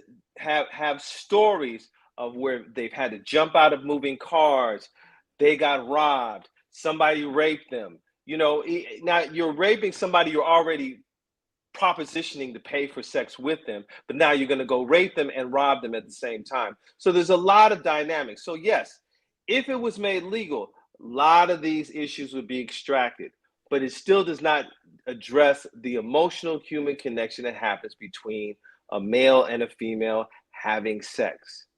Bottom line. At some point, somebody will catch bro? Hold on, Tony. Hold Go on. ahead. You mean a male's attachment? Because women that are giving it up for money don't give a fuck about his emotional attachment. I disagree that Really? in some in some cases, some not all, in some cases, emotions get involved. You might, the word chemistry. Biologically, you all fell in alignment. There was an emotional moment, and maybe her pimp wasn't treating her right, or her dude wasn't, and she got caught up. Okay. And so it can happen. It's just, the law of statistics, it can happen, especially if you're having 20 different guys a night, Okay, so before I pass the mic, I wanted to say this. When we watch things like Pimps Up, Hoes Down, right? It is the worst of the worst. Let's be clear. It is the worst of the worst. Girls have been abused, they're on drugs or whatever. There are levels to this. There is a GFE. There are escorts that service politicians. Okay, there are escorts that service athletes. Okay, there are girls that service actors and people in the entertainment industry, and that's a great business from what we saw from Heidi Fleiss and them. So it's like, don't you think in any profession there's gonna be levels? And why should people that want to do it legally and mentally are healthy, they just like, this is how I want to work? Like, I think that it should be legal, because it's like, why should this group suffer because these girls are doing it because they're drug addicts? That's my thing. I think like, that question is going to be people that do it well. I think that yes, even on the high end level, that again, emotions get connected. You've seen films about the subject matter. You've seen Marilyn Monroe and her. She was the pass around, and she was clearly getting some sort of benefits. It may not have been professionally, as far as pay me after the session, but she was getting diamonds are a girl's best friend, for lack of a better term. So there are circumstances, but then we know about her because she did have emotions, and she did, do this overt, singing to the president, in a very sexual manner. And she ultimately, the rumor is that she got murdered by a mob boss that was also hitting it. So, I mean, again, human beings are going to have emotions. Somebody's going to catch feelings somewhere. And, on the high end or the low end, the potential can happen. So it's just something that you're playing with. And I just think that, on a certain level, femininity, again, is much more valuable than just being a pleasure device or a cook. And we lost Jen. She's like, I'm out, Ish. You know what? While she's gone, I don't know. What's this guy Jesus picture? Like, you wanted to say something? So I'll help out while she's gone. Jesus, I'm gonna wait. I'll help out while she's gone.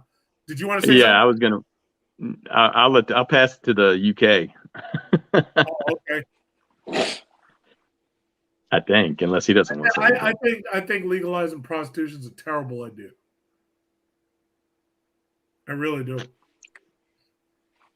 And it's funny because, people try to say, oh, yeah, well, they made marijuana legal and that made it safer. Have you noticed how many of these marijuana smoke shops have been getting robbed lately?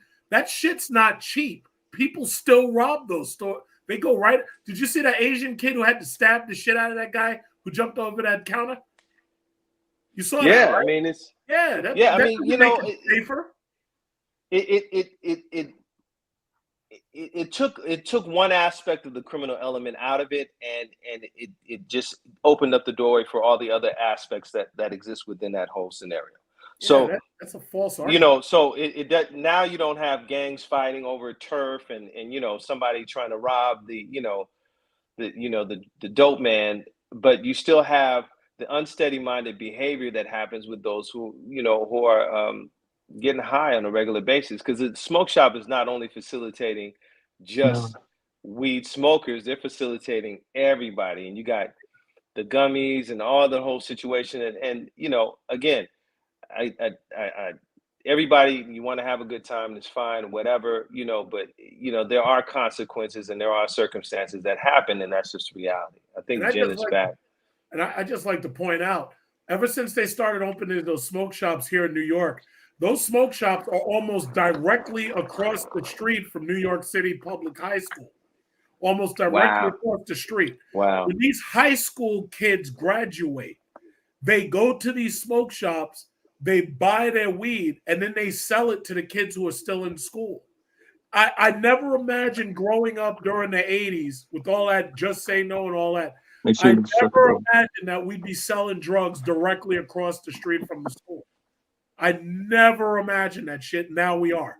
Just about every single school here has a smoke shop within a grocery store, and they're selling the shit directly across the street from these schools. And these kids in these schools are high all freaking day long. Jen says, please going, guys. I'm having issues with my charger. Okay. Yes. Well, I'll say something to what you just said, and then I'll comment on the prostitution as well. But listen, there's some things I don't like. Like down where I'm at, they basically made smoke. I mean, they have the legalized medical marijuana, but they basically made, we don't have any shops that are selling it or anything, but they basically made, like in the city of New Orleans, it a misdemeanor, right? Like they'll just hand out tickets if they catch you smoking weed. So consequently, you're walking in the French Quarter or down Bourbon Street, and that's all you smell is weed. I don't have a problem with people smoking weed, but it does become irritating when I don't like that aspect of it, right? But to your point, they've always sold some kind of drugs across from schools, right? I mean, they sold cigarettes, they sold alcohol. I mean, I know what you're going at, but alcohol is pretty, it's just been legal that it's normalized, right? So we just feel it's normal. And then cigarettes was, when we were growing up, was always a big deal. They used to sell them in a little, back when they were like probably $1 a pack, they used to sell them in the little machines that you pull the handles out at whatever little convenience store. And then kids were smoking cigarettes, which are awful, right? I don't know. But to go into the process, and I'll let you comment on that. But to go into prostitution, I don't have any problem with it. I think that the points that are brought up when it comes to taxation, you'll get more. Like I think you guys pivoted to street prostitution, like the dirty the kind of dirty prostitution that they got the pimp and the strung out woman on the corner or whatever, which is around right now. I think if you look at Holland, you look at Spain, Germany, where they have legalized prostitution, it's much more regulated. It's taxes are paid. It is safer for them. And I get what you're saying. They'll always have someone that has some kind of an emotional, that's not going to be right coming out of it, right? I don't know. That would have to be something you would look at where it has been, like even in Vegas, where it had, or outside of Vegas, where it has been legalized. You kind of have to do a study to find out what the percentage is on people that are that have negative outcome out of it. So again, we're talking about stuff that's gonna happen whether you legalize it or not. So I'm not saying, let's make everything legal when if it's a problem. In other words, let's not, we have murder issues in this country. We can't just go making murder legal. I get that. But at the same time, this is something that's been around a very long time. I think that I don't have any sources to point out whether I don't think it's as big a problem as far as the woman having some kind of an emotional attachment. I think that is more like a guy. A woman can smile at a guy and a guy will get emotionally attached. Is it time for me to get a new charger, guys? Oh my God, that's gonna start a fire. I got a new one. I plugged it in. This one is done. Oh wow. Gotta have a spare. Don't you think there's something like just inherently wrong with prostitution? The mere fact that even though it is the world's oldest profession, since all that time ago, they've always had a problem with it. You don't think there's anything wrong with that? Something wrong with having a problem with it, or something wrong with prostitution? Well, the mere fact, like it's like there's certain, inalienable truths that we know to be self-evident. So my thing is, it's like they always knew there was something wrong with it.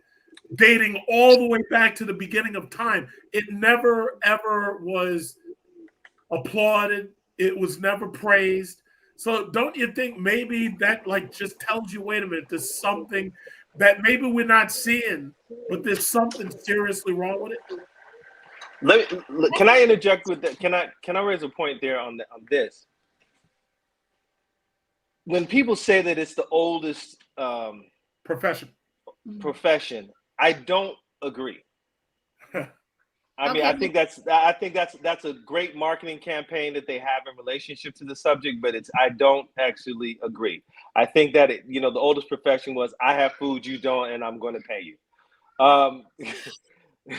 So that I think is the oldest profession. Hold on, I got a child calling me. Give me a second, y'all. Man, so I'd like to comment on what he's saying.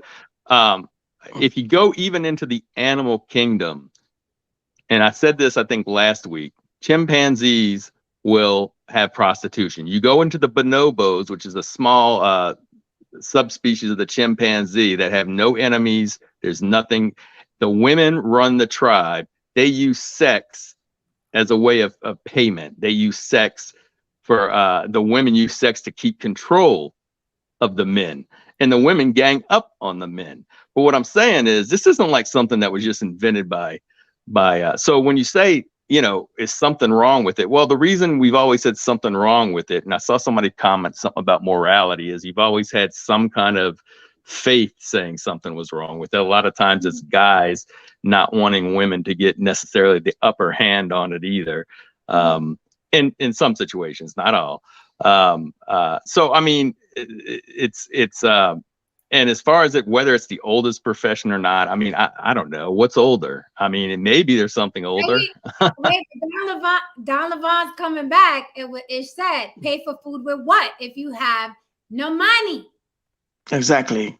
So That's it. It is the oldest profession, Ish. It is. Because there's a lot I could say here, I'm fully qualified in this. I think for what Chuck is saying, yeah, since the beginning of time, women just been looked at a certain way, period. Like point blank, period. Like if they scarlet letter and what I mean, men could always do what women couldn't do. So I think that's really, I think that's really part of it. Religion, morality, men. Yes. Things. I think it's more of that than it's like, well, there's something inherently wrong with the. Yeah. Well, Jen, think about it like this. Prostitution is also based on merit pay. Because if you really think about it, there's a lot of women who nobody fucking wants to have sex with. So ultimately, the women who are sexy and gorgeous, okay, the guy's going to be lined up around the corner to waste their money on her. But meanwhile, you've got all these other women who nobody wants to touch with a 10-foot pole. So technically, I think women themselves should not want prostitution because all it's going to do is it's going to give a handful of women the upper hand, and nobody's going to have any money left over to waste on them. No, if you really think about it, it makes perfect sense because nobody's going to. If I'm going to have sex, right, I'm going to pick the absolute best bang for the buck, right? So all of those other women, nobody's going to want to give them anything, and nobody's going to have money left over for them because those women were ugly. Or those women. Okay. Disagree. I'm gonna step in on this because first of all, you're right. The top flight, top shelf prostitutes are gonna make more money. But I've seen some ugly prostitutes out there. There's some ugly prostitutes making money out there. I'm gonna let you know. Yes. Yeah, but they're probably making money for screwing guys who aren't like they're screwing like guys who are like desperate or not. But that's what maybe they only have that $10. lifestyle is. If the guy that's desperate, that's not sending, has the swag to be bagging all the girls at the club, or doesn't have the patience, or doesn't have the whatever exists, he is out there going for getting it's fast food. It's fast sex. You're getting drive-through sex. Bottom line. So at a certain point, he may not even have. Okay, there's a street in Los Angeles called Figueroa. Figueroa is about 60 to 70 blocks of just nothing but prostitutes. And it goes from high end to low end, from skinny to fat, from dark to light, all races. It's a very well-known, quote unquote, as they call a track. So when it comes to Figueroa, these girls are making ridiculous money. There are lines down the street. And if you don't get the skinny one, you bend the corner, you make another left, there's another one right there. There's another one right there. And you just go through that's how that situation is. So these way, it's not always about, you know, the movie version of Pretty Woman and having this, you know, gorgeous woman out there. Some of these cats don't care. It's just about a warm hole or a warm mouth. Like, just that's the honest to God truth of the you know. And street life, those women also have options of online. They have, you know, some of them have OnlyFans, and there's a lot of online services for escorting. So they range. If it's a slow week, you know, they getting down there on the streets. If they're not, they're working off their phones. It's a very complex culture, and you just have to be aware of it. You know, that's the reality. Well, yeah, your kid's screaming. Personally, I've never paid for sex, but okay, so Jen, let's say it was legal, right? Oh, you're lying. How would this work? No, I swear to God, I've never paid for sex. One way or another. No, listen, one way or another, you pay for it. listen, I've never dealt with prostitution ever. Okay, that's different. So let me ask you this, Big Chuck. I'm gonna put you on the hot seat. You think every woman that's cracked her legs to you, yes, wanted to do it because she was attracted to you? Every woman? Absolutely. Really? Yes. Really? Yes. Either they did it out of attraction or they did it out of absolute desperation because I was in a foreign country and they thought that, you know, I'll get with this American guy and he'll take me to the grass is greener on the other side. That's prostitution, honey. No, that's not prostitution because they were looking to be a wife. There's a difference. They wanted to marry. Nah, bro. I've got to come in. I've got to come in. I've got to come in. I've got to come in. My question was, bro, I need to educate you. I need to come in. You contradicted yourself. You just contradicted yourself. No, I did not. Yes, you did, and here's how. You said she was so desperate to get out of the country and come to America. Yes. Right. Slept with you out of desperation. That is prostitution. I'm giving you so you can take me to America. She was looking for marriage. Sorry, can I speak? Not because she liked you. No. It was because she wanted to get married. To get out No. Well, it wasn't. Listen, whether I moved there and stayed in the condo, bro, or if she came here, the bottom line is she was getting a step up from the men that she's surrounded by. Because those men stop. Hey, hold on. Before you get on me for that, I was going to ask you, how is the pay and the receipt process going to be handled? So do you cash app the woman, or how does she give you a paper receipt? And can I take that? And by the way, what does the tax code say about this? Like, so if I fuck like a bunch of prostitutes all year round, do I get to write that off or what? How does that work? Is that like a medical expense? I guess the same way brothels run. I don't know how brothels run. I've never been to one. I guess whatever system they use for taxes and I guess it'd be the same thing. Has anybody here been? Sorry, bro. Sorry to cut you, bro. Which country did you go? Which country was you in?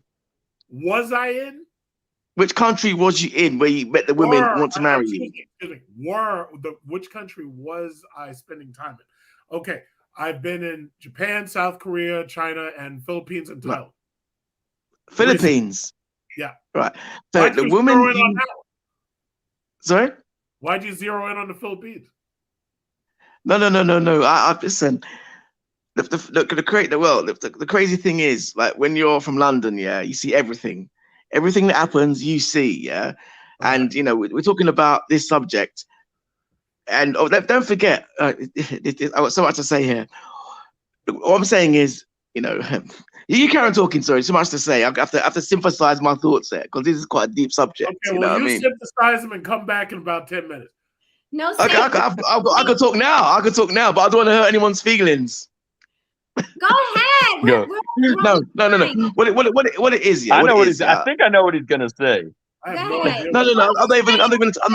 I'm not going to touch that. The bottom line is this: yeah. Don't forget, in Holland, the Netherlands, Holland, it's legal. Okay, don't forget that. Yep. So Yeah, I don't like when you're in, Europeans. sorry. I don't go to Europe. I don't like Europeans like that. Oh, fair enough. Cool. I'm just saying, in the Netherlands, yeah, you may know about this. Seen any documentaries? In the Netherlands, it's legal. So you have shops, yeah, shop windows with the red light, and you see the girl, yeah.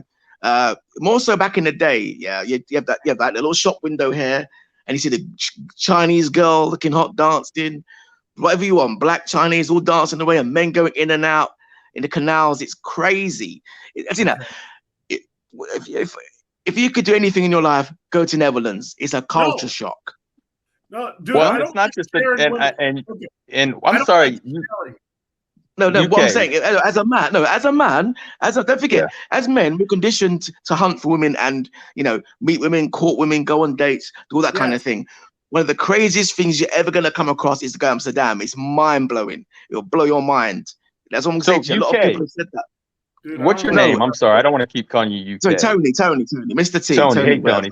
So it's not just, and I've been to Europe, and it's not just, like, so I was saying it, Germany and Frankfurt, they have what they call the train station, where you have different floors for different people from different countries, right? And in Spain, you have legalized prostitution as well. There's many countries that do have exactly what you're saying about, like, the Netherlands. So yeah, but the Netherlands is the one. The Netherlands is the one. I thought Tony, I thought you were going to say something about how Americans always go to, like, these Southeast Asian countries and pick a. Let's address that. I'll address that. Get a wife. Get a wife. Yes, they do. A lot of older English guys, would go to Thailand, whatever, to find brides, And the crazy thing is, there's white guys I know personally, more than one, and you always see them walking around. The little Thai girl, and I've even got friends who actually target these women because they have this complex. Yeah, it gets deep. Okay, it goes deep. A lot of these guys have this savior complex that I'm going to go out there and meet the wifey. She'll come over here, and because I provide security, a new country, I'm saving her from poverty. She'll stay with me and be with me, and so forth. Yeah, it doesn't work like that because when she gets comfy, gets her feet under the table, regardless of if you bring her to America, bring her to the UK, the true her will come out. And that's when she you got doesn't like that big fat belly. I get it. No. She likes it. She liked it when you're courting her and trying to entice her, the wooing process. But when she's back and got her feet under the table, that's when you're in trouble because you brought her over here. You brought her over to the UK or America, wherever you've done. She's back in your home, you've married her, and she's acting up and acting the fool. That's when you got problems. The problem is most of these men, most of these guys, 90% of these guys don't think that far ahead. They think of, I'm a hero, I saved her. But when she starts acting up and starts phoning other guys in her own language, and they start disappearing, and then your money starts disappearing, and you start falling ill with poisoning, and then more poisoning, then you're in hospital, and then life support machine, and when you're dead, and she marries Ting Tong, one of her own, that's when you're in shit street, okay? Yeah. So yeah. I mean, it's, that's almost that's a free lecture. You have a good 5 that's years definitely a before she gets story, that but- green card. You have a good 5 years, and then after that, listen, I'm married to a foreign national. There you go. I'm married to a foreign Let national. me say this. But I've been married for over 20 years, so I'm past the point of like, if she wanted to leave, she could have left me a long time ago.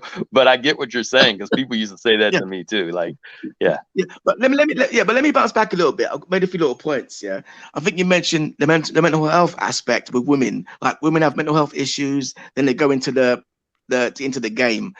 No, I think more time or not, women somehow fall into the game, and the mental health issues come afterwards, which is like the trauma of because they've been conditioned. A lot of women have been conditioned to have that dream in the back of their mind.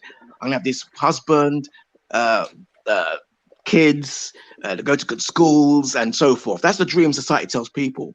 It's when they start, like the famous American saying, after you sucked your second and third dick, you're a bit of a hoe. But these women, because they're doing it often and for money, it goes too far. It becomes a traumatized thing. You know what I mean? And that's when it gets messy. And that's when the mental health issues come into it. again, you talk. I think the guy Ishmael, big up, he talks some sense. You mentioned men being Johns and emotional connections. Let me break that down for you. A lot of the women are at the high end of the game, like the high end women in Kensington, in central London, the top girls. You won't meet those women, and neither will I. I know them socially as friends, and we hang out. But the real help, they go to Dubai, they go to Qatar, they're getting paid like big money, like 60, the equivalent of like 100,000 pounds in Dubai, Qatar money. Yeah, these are the top end, women that make them kind of money. They make that kind of money. And when you talk about connections, it's not so much a connection. It's a question of like some of the top women will have like 5 or 6 guys floating in rotation. There's friends like, oh, do you want 5 grand or do you want 6 grand? You know what I mean? Or I'm going shopping today. Do you want to come with me? I'll come with you. They go shopping together down the road, down Covent Garden in London. There's a Louis Vuitton bag, £600. Do you want that bag? Why not? That's how they roll. So she's got like 6 or 7 guys in orbit around, and it might not even be a sex thing. Many cases, it's companionship. They're hanging out. Maybe he's going to a social event. Come with me. He looks good. That kind of stuff. So so when you say emotional connection, that's on rare occasions, or where the John, as you put it, got carried away with the moment. Like he got his dick wet, as they say, but then he got carried away and done some stupidness. Okay, but and that's it. And another thing, sorry to go on, but a lot of it is online as well. Like a woman now doesn't need to. Let me wait. Sorry. Before you go on. Thank you for the super chat, Don Levon. He says, at Big Truck, do you think that a woman from the Philippines would date you if you were completely broke? Yeah, and I answered his question right after that. I said, first of all, if I was broke, I wouldn't be there in the Philippines. And furthermore, because I have an American passport, I have equity that money can't buy. See, for those women, it's not about the short game, about just getting a guy and getting into his pockets. They play the long game. They marry these guys, maybe have a couple of children with them, marry him. They come to the country, they start working, and they start kicking back money to their family in the Philippines, and they try to bring the entire family up. See, only American women think of that in the selfish vein. And they're like, oh, well, she's just using you to get a green card so she can work. And I'm like, but that's exactly what she's supposed to do. And then she's kicking money back to her parents. And as long as you're in good with the parents see it as she's getting a come up, they're getting a come up, and so is the family. But see, American women, but wait a minute now. But it's via her vagina. Let's be clear. So when American women say she only wants you for your money, it is true. Yeah, but why? Well, okay, listen. That's not just for you. That's not just for the money. That's not just for the money. That's for the come up itself. That's not just for the money. How do you come up? Well, but it's an exchange. Whoa. It's an exchange. It's an exchange, my brother. It's an exchange. She's giving you P.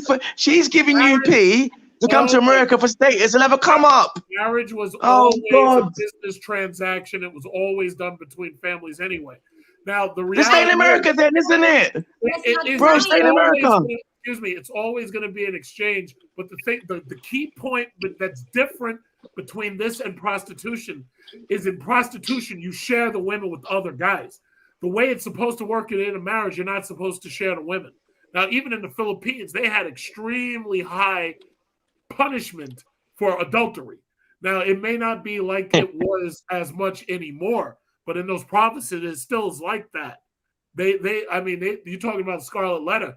No. The punishments are extreme there. Right, but you're talking about within the culture. I don't think in the Philippines they give a fuck that their little sister who's giving you vagina is cheating on you. No, because they see that. No. The guys who are there see me dating his little sister as a come up for that entire family. That's what they see. In fact, it's a status thing. So for you, it's about bringing the girl up. It's about bringing the family up. It's not just no. You're not watching a family. It's about you bringing the. I'm just chatting man to man. Are you listening? As a man, I mean, I was total respect, with due respect. Family, but let him ask his question, Trump, because you overtalk people. Let him ask his question, and then you can answer.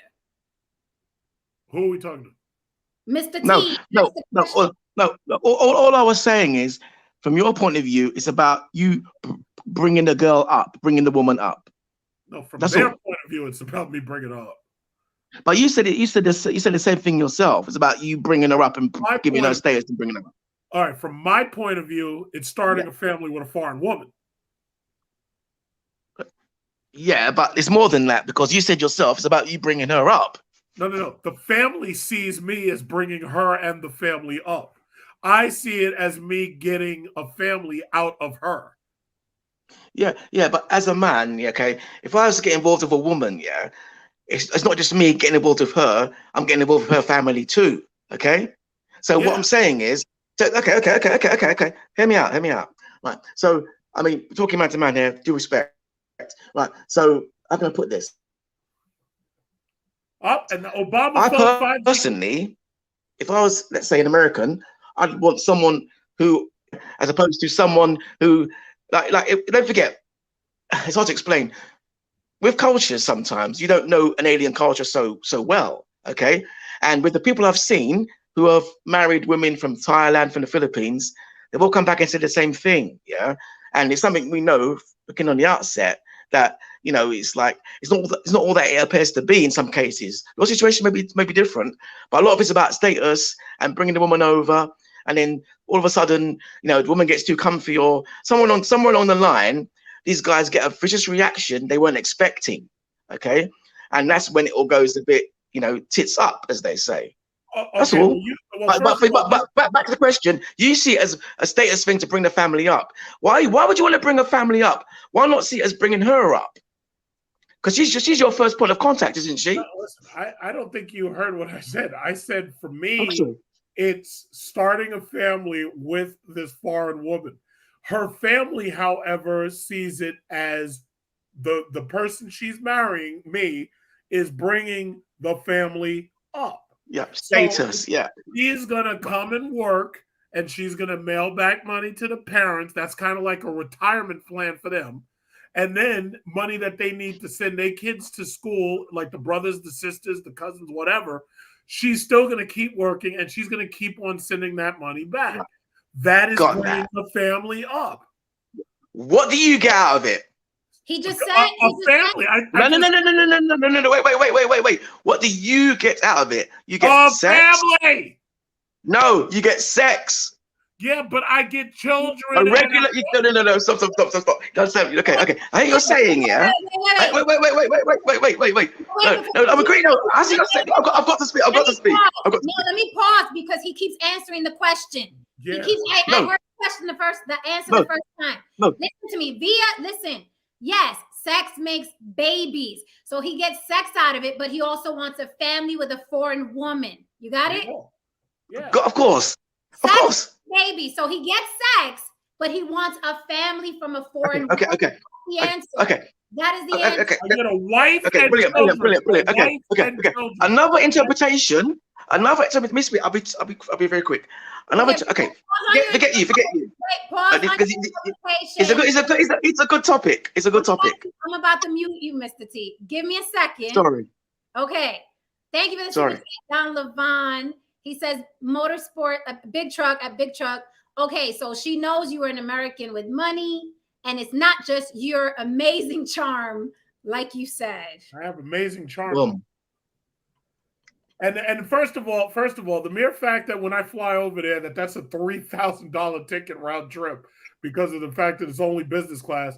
I have to have some money to be able to go over there, and I also had to have a very good job to take an entire month or two off to go there, to stay there for a portion of the year. So, and you got to get the goat too. It would be impossible if I didn't have money just to be there. And that's the biggest misnomer about these passport bros in general. These guys aren't poor. These guys have money. They have income in order to do that kind of stuff.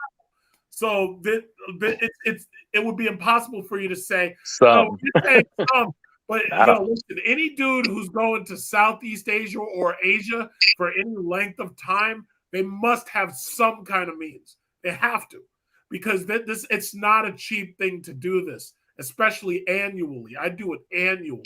Yeah, but let's be clear that the guys that pay $99 to go to Dominican Republic. Yeah, so you just said Dominican Republic. Also call themselves passport bros. The guys that go to but here's Colombia, the thing. the guys that go to Colombia also call themselves passport bros. You're So talking about DR. You're talking about DR and Cartagena and all that. No, I'm talking about flying 9,000 miles to the other side of the planet. Damn. You do, but there are passport bros that go to DR and go to Colombia and they keep it more local because they want cheap ass. So not all of the passport bros have money. By the way, Jen, I told you about my uncle who did that. He married a chick in 2011. They still got 3 kids, and they've still been married since 2011. And he married this chick. I went down there for the marriage, met the family, saw them all. We had the marriage in the church. Very nice wedding, very nice church. And they've been married since 2011. The average American marriage does not last that long. So that's at least 10 years, at least. And he's got 3 kids. They are very happy, never had a problem. So it's not, see, some of these dudes fly down there and they get some of these women and they don't vet them properly. And then it turns into this horror show. Oh, yeah, well, she divorced you and left and ran. No, but when dudes vet these women better, then it's not the same thing. It's just a lot of guys aren't vetting. A lot of guys aren't vetting. They're not vetting. To get the crap shoot.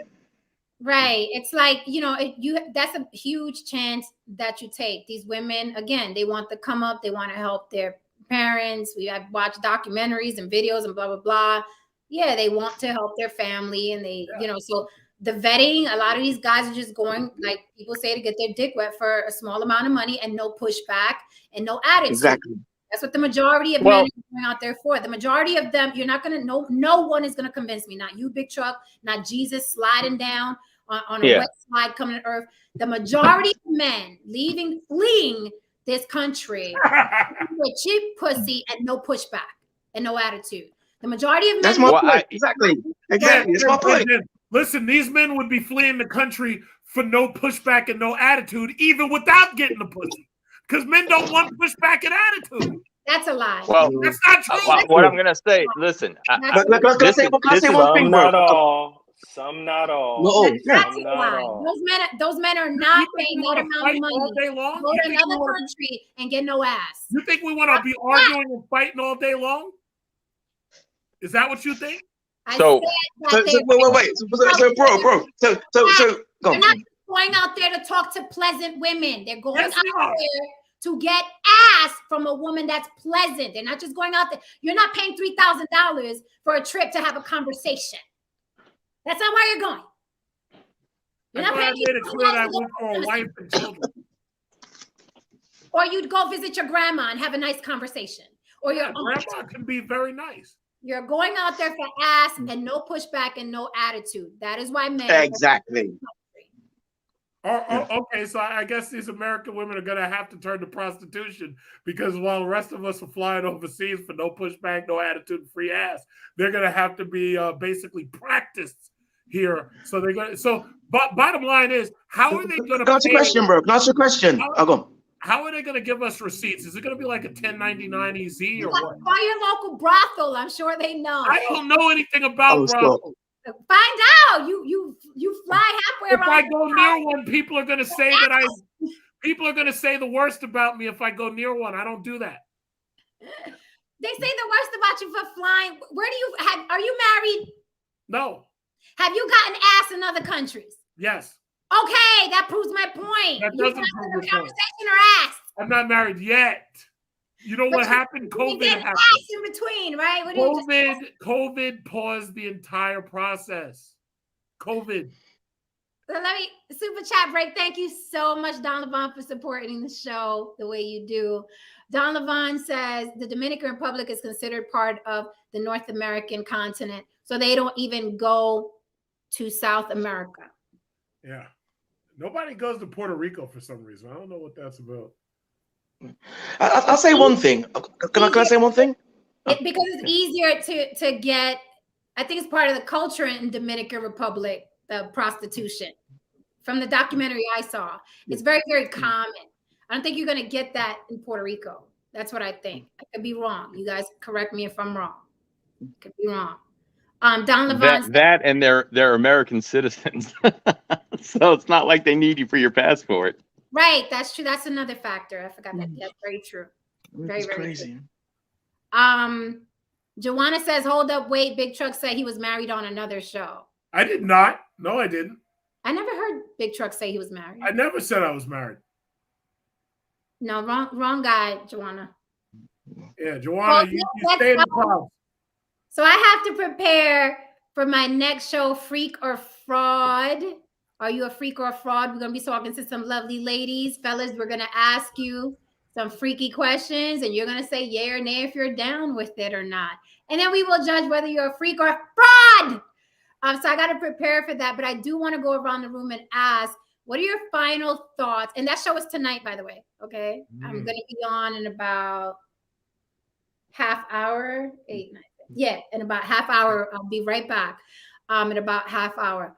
I just want to go around the room and get your final thoughts on whether or not prostitution should be legal. You guys already know my answer.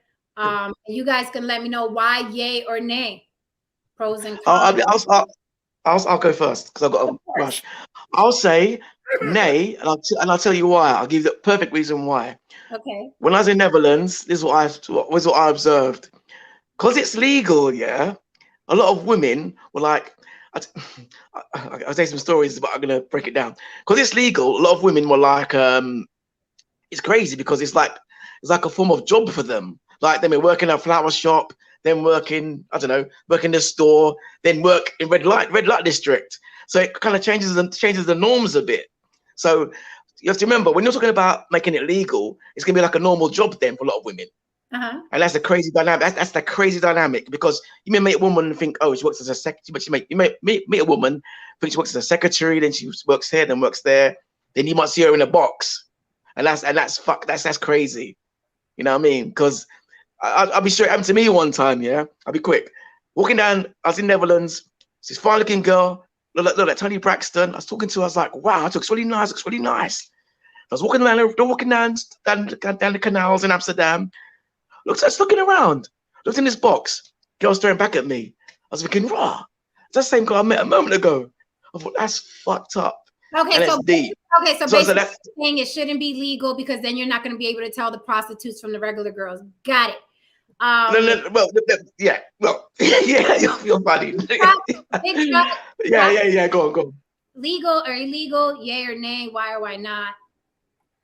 I think illegal. I think it should stay illegal. Wow, I think it will. I think this society, especially here, has grayed morality so much, and all we've gotten for it is nothing but scorn. So I really think it should stay illegal. Okay. No Saint, what say you? I say yes. I think that men tend to want to own a woman's vagina, and why can't she own it herself and choose what she wants to do with it? And if that's to make a living or to supplement an income, I don't have a problem with it. It sounds like people on the panel that have a problem with it, it's their own personal issues and not the woman's. That's what it sounds like to me. But as far as like the guy talking about Tony talking about Tony Braxton, he had a problem because it messed with his mind. Anyway, I'll see you in a little bit on your next show. All right, no Saint. He was like, I thought she was an innocent flower. She's selling ass. Ish, what say you? You can have the final word. Illegal or legal? After listening to all the opinions, there were a lot of opinions, pros and cons. What do you think? Legal or illegal? Why? Can't hear you. I think it should be illegal and remain illegal. I don't think it produces any good. I think that all of us on this panel would be heartbroken if our children were found prostituting. That is my opinion, and I'm sticking to it. Okay, so with that said, I'm gonna leave it right there, even though I have But let me just say, there are women that know that their daughters are strippers and prostitutes and what have you, and they do view it, like Big Truck said about the foreign prostitutes, it's a come up for the family. With that said, I shall bid you adieu. I'll see you guys in half an hour. Come back for the Freaky Friday show. It's going to be fun. Hit that like and subscribe on your way out. Thank you, Don Levon, immensely for financially supporting the show. Joanna, you as well. Thank you so much, everyone, for the super chats. Don Levon, last super chat of the night, says, basically the fact that men are willing to go overseas, spend $3,000 on a hooker just for peace says a lot. Get your passport, legal hoes. All right. And on that note, I shall bid you adieu, and I'll see you guys in about, give me 40 minutes. I want to grab a snack, a little drink, and I'll be back for the Freaky Friday. Come on back now. You here? All right, guys. See you in a bit. Thank you, Ish. Hit that like and subscribe on the way out. If you can't come back for the Freaky Friday show, por Dios, hit like and subscribe. Go over to TikTok and Instagram. You can find me there. See the rest of me and the rest of my life and all my fun reels and all my happy times on the Block with Jenna, TikTok and Instagram. All right, guys. And if you want to support the show financially and you're catching the replay on the Block with Jen, Cash App. Okay. All right, guys. See you in a minute. Come on back. Woo, that was a heavy one. Lord Almighty.